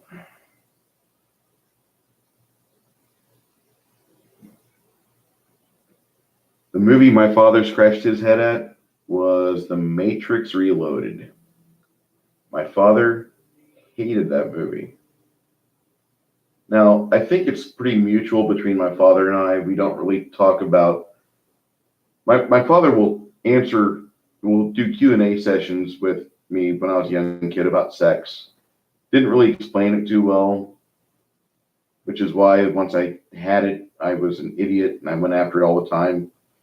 Either that or it's just human nature, but my father didn't explain a whole lot to me. And I don't think he was just comfortable with it. He didn't want to own it if he couldn't convey the proper knowledge. And I admire that about him. But he hated The Matrix Reloaded because we're in this movie for 20 minutes. And Lawrence Fishburne, shirtless, stands up in front of a bunch of cave people and talks about the greatness of humanity. And then they have an orgy at a concert. Now, I liked The Matrix Reloaded because at the time it had car chases and gunfights and sword play. My father hated that movie. And I can understand why now. When I rewatch it, it doesn't do too well. There's like 3 scenes in that movie I like. The Matrix, the third in the Matrix movies, I'm not a fan of. I can't watch those with any amount of appreciation. Like, usually I can watch a movie, and even if the movie sucks, I can be like, eh.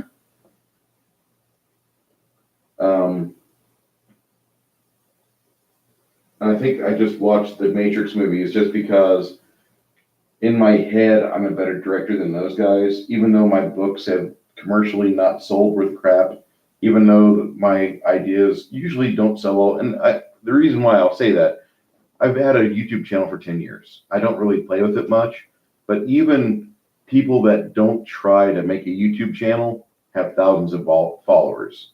Mine still stuck around 200 people. Granted, I'm a niche channel. I focus on Pathfinder. Dude, I had Disruptor. After every level, there was a full motion video sequence, and your brother got killed, and you had to go and, with the help of the hot officer, you and her track down the leader of these renegade psionic people. And that was a badass game. Disruptor was one of the coolest games on PS1. The very first level was a training level where these hovering robots with a saw blade would try to get you, and you just had your little pistol.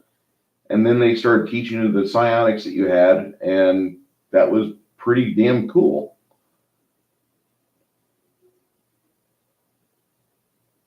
Yeah, The Matrix Reloaded was kind of confusing because after that big explosive car chase where Neo rips Trinity and the Keymaster off the top of a semi-truck as it explodes,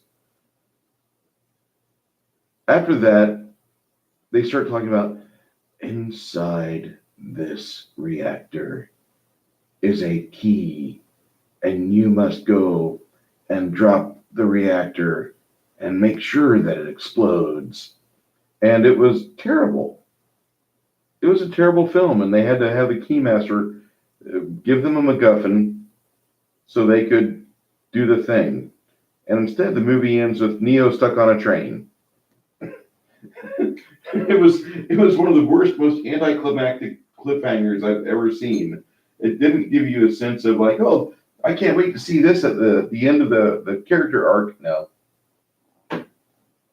there was no happiness like that. It was more of a. I hope Keanu made money on this. That was my original thought. I hope he made good money making this movie. Probably not what you want to hear.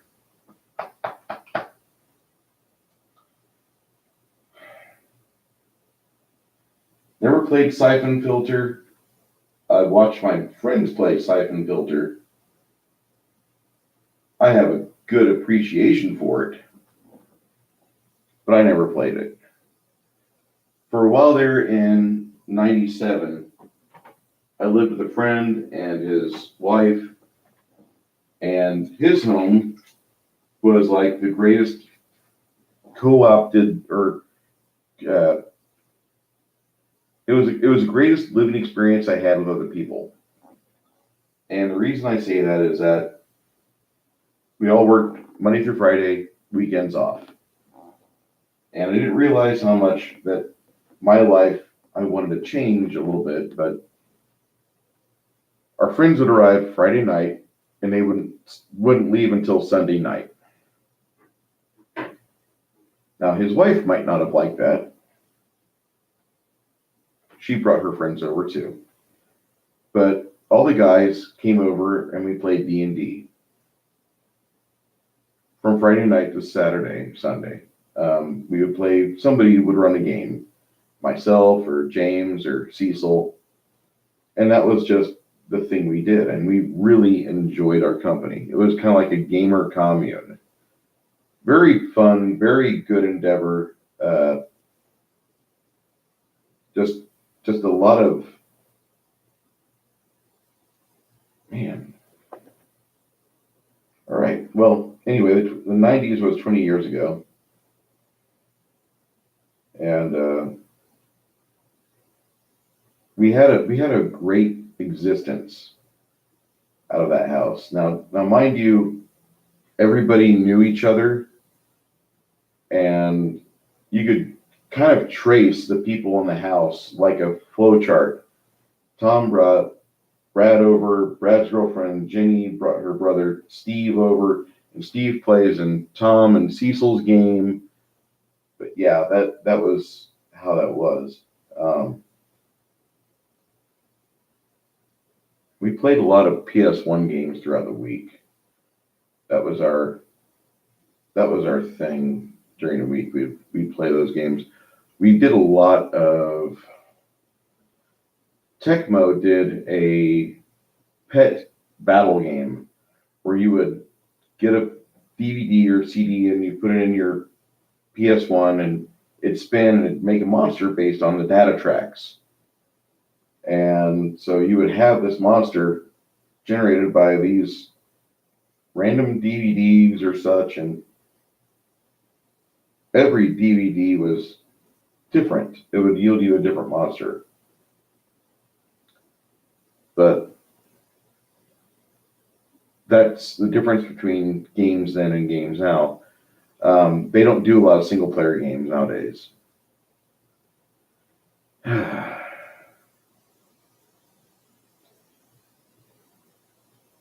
If you have a Steam account, I recommend you get a PC. Even a crappy PC can play old games. And you can upgrade them. They aren't horribly expensive. They can be, but they don't have to be. If you're just going to play RPGs on your PC, you can have a mid-tier or low-tier system, and nobody's going to make fun of you for that because you just want to play the games. That's it. There's nothing wrong with that at all. That's how it should be.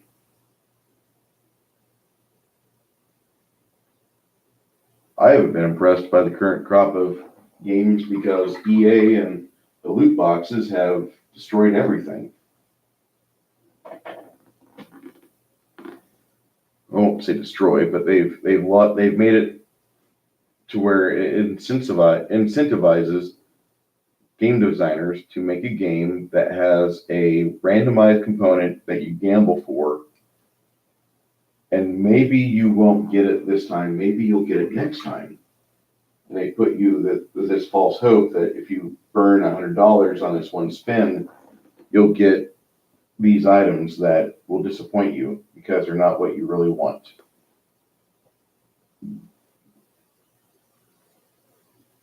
And that, such is the problem that Bruce has with modern day games, which is why I play a lot of Quake. I play a lot of, well, no, I've been playing through Overlord. Overload. If you know what Overload is, it's an old Descent style game where it's 6 degrees of freedom, and it's just a great retro game. Well, no, the Battlefront 1 and 2 are nothing like the classic LucasArts game because the people that are in charge of LucasArts now understand that you are a pay pig and you're going to give them the money that you owe them because you exist and they deserve your money. And heaven forbid you should ever feel like the game sucks because the moment you say, this game isn't what I thought it would be, I was expecting something good, they attack you. They will attack you for having an opinion that might not be acceptable to them because you have a criticism that's legitimate. I mean, that's one of the reasons why I don't like the Epic Game Store. The Epic Game Store, they won't let you have a review on there. They don't want you to have a voice. So why would I have a game from the Epic Game Store if I can't read reviews on it, if I can't participate? To me, it makes no sense why people want to buy up Epic. Oh yeah, it's cheaper. Oh, they've got this exclusive for a year.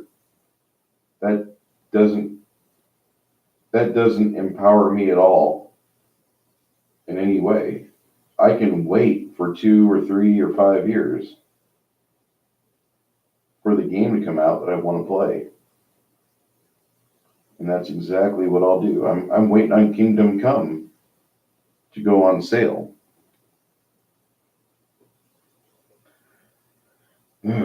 Okay, so we're back on Star Wars. I was the first person that I knew that didn't like Return of the Jedi. I found people later in life that didn't like Return of the Jedi, but I read in '84, I read that Return of the Jedi was supposed to take place on Kashyyyk, and that's the homeland of the Wookiees. But they couldn't get the budget to make Kashyyyk the way that it was designed to be, so they made the Ewoks instead, making the Ewoks have a similar sounding name with the walk as the Wookiees. We were fed the Wookiees were a race that lived on a big, deep jungle planet of Kashyyyk, and they typically would live on the top tiers of these trees, going from branch to branch like modern day simians. Well, we wanted that because the bottom portion of the planet was covered by predators that the Wookiees were scared shitless of. And that would have been really cool to see that. But they didn't give us that. They gave us something else. So, okay, we get the Ewoks. And then a few years went by, and like what toy stores have now with all the Last Jedi and all of the toys that are on sale from Solo and other various Star Wars movies where they're pennies on the dollar for the price. Well, you had that in '86 and '87. The toy stores were trying to offload all of the Return of the Jedi. All of the Return of the Jedi figures they could. They were trying to get rid of these. And it was cool to be 12 or 11, and you could finally pick up all the Star Wars figures that you wanted to buy when you were 7 and 8 with your allowance money if you wanted to, but there was no need to buy it because you weren't 8 years old and you weren't going to be flying these around your room again.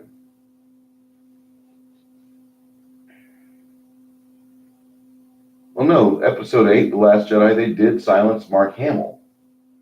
And I'm getting to that. The thing is that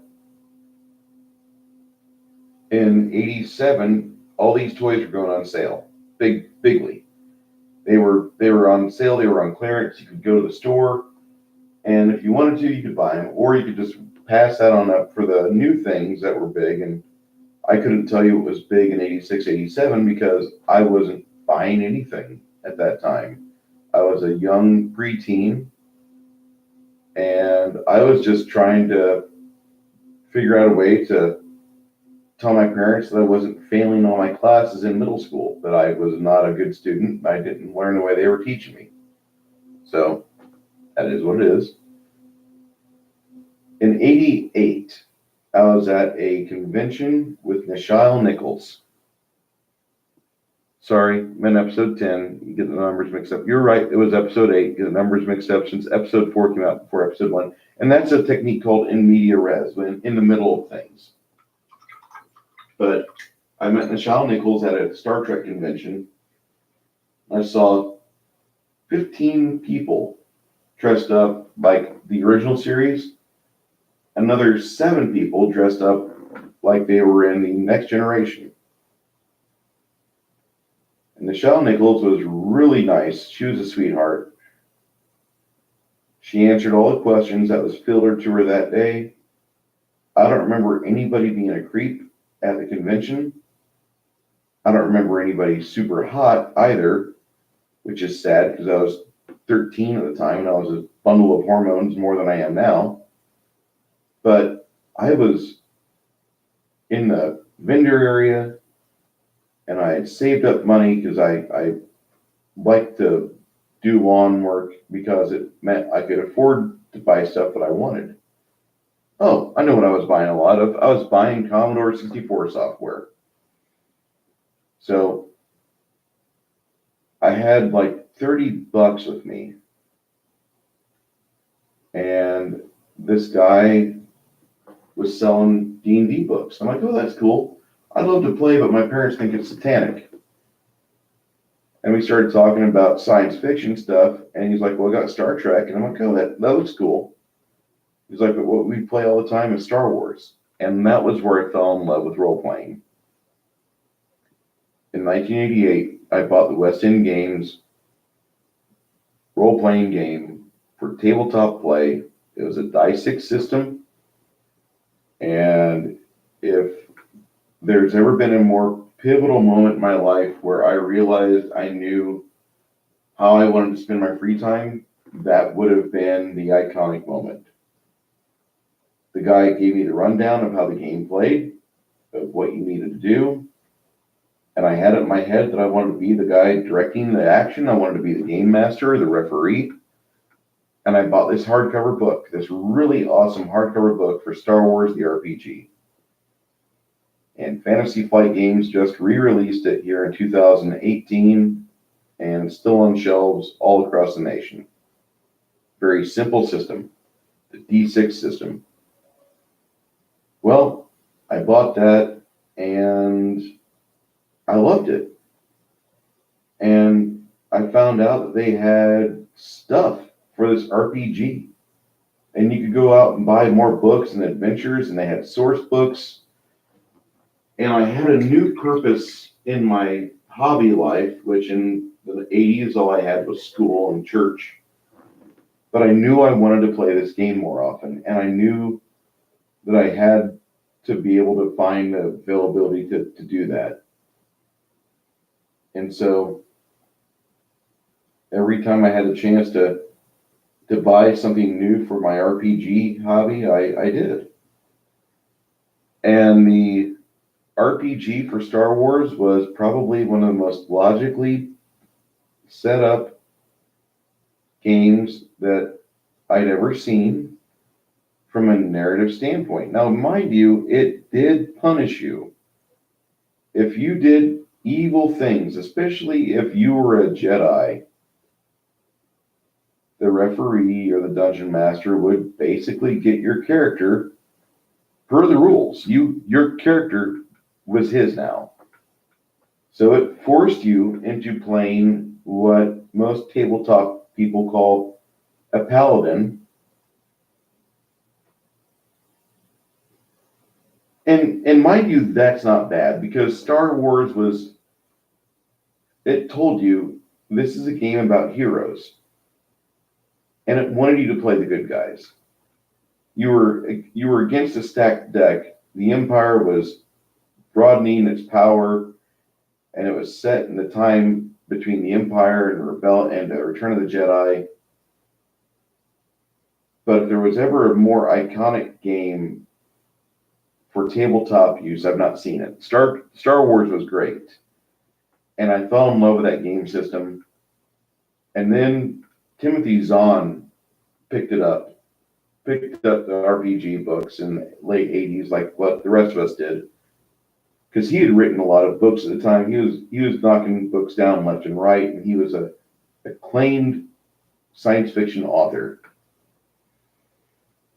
And also, there was a fanzine by Peter Schweigerhofer, who he was really good. But Tim Zahn looked at the RPG source material, and he used all of it to write the Thrawn trilogy to fill in the blanks where he didn't come up with things. And he did such a wonderful job of rewording what space opera is. And it wasn't that he was a nobody. He was a very good author. He had a lot of books out. And he had people's attention before he was the author of the Thrawn trilogy. But now he went down in history as the man who brought back Star Wars.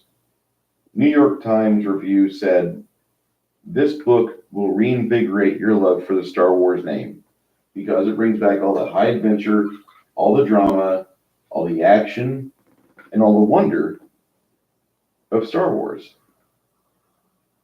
And you got a great story out of the first book, which was Heir to the Empire.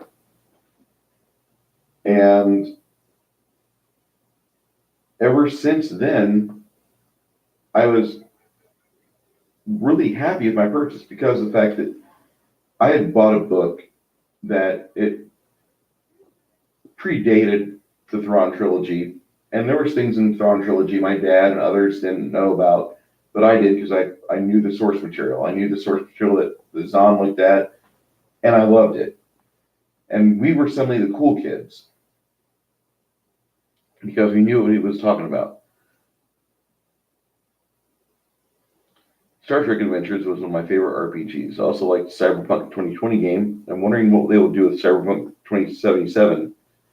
I like getting together with friends I like getting together with friends to play a game, not just shooting each other online, but hanging out as friends. Well, yeah, that's why you play RPGs and not just online shooters.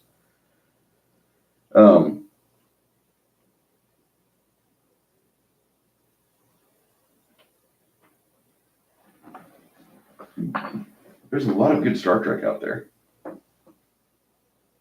There's some really amazing Star Trek RPGs on PC. And I want to say, is it STO?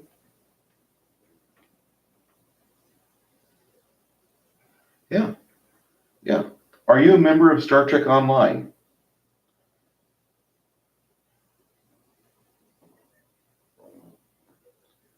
It's still going. It's a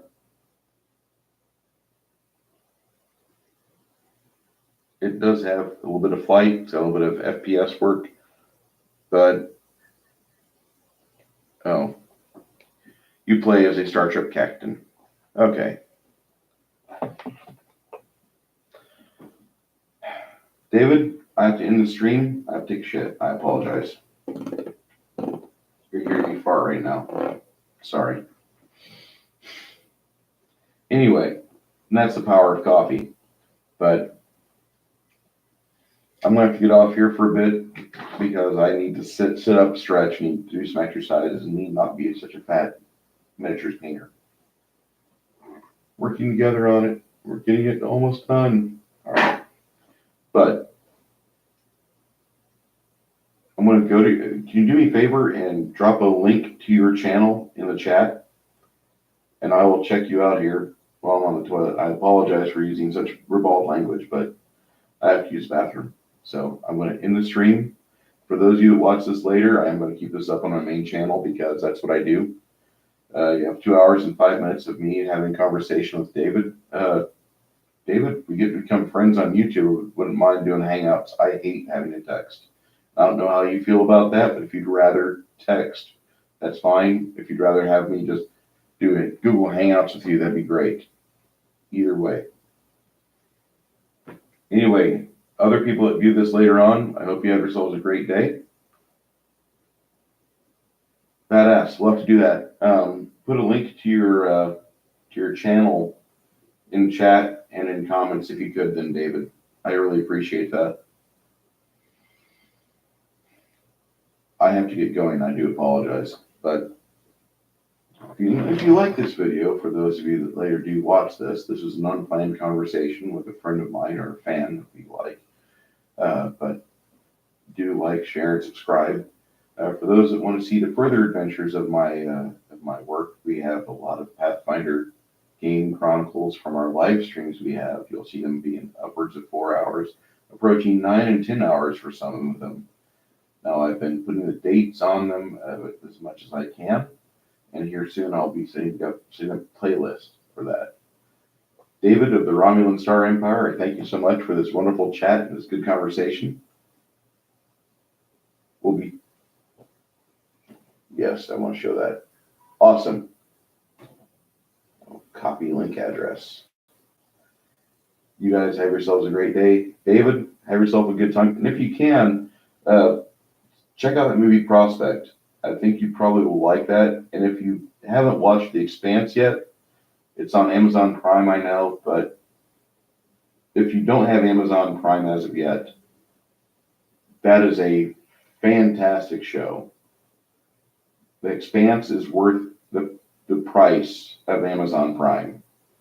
And you'll feel like a little kid again, pulling your dad into a wonderful series of adventures on TV. They've got a good book series set up. They have like 5 or 6 novels, like 3 novellas or 8 novellas.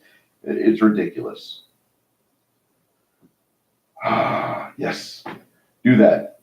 I will talk to everyone over here later. Thank you so much. Have a good afternoon.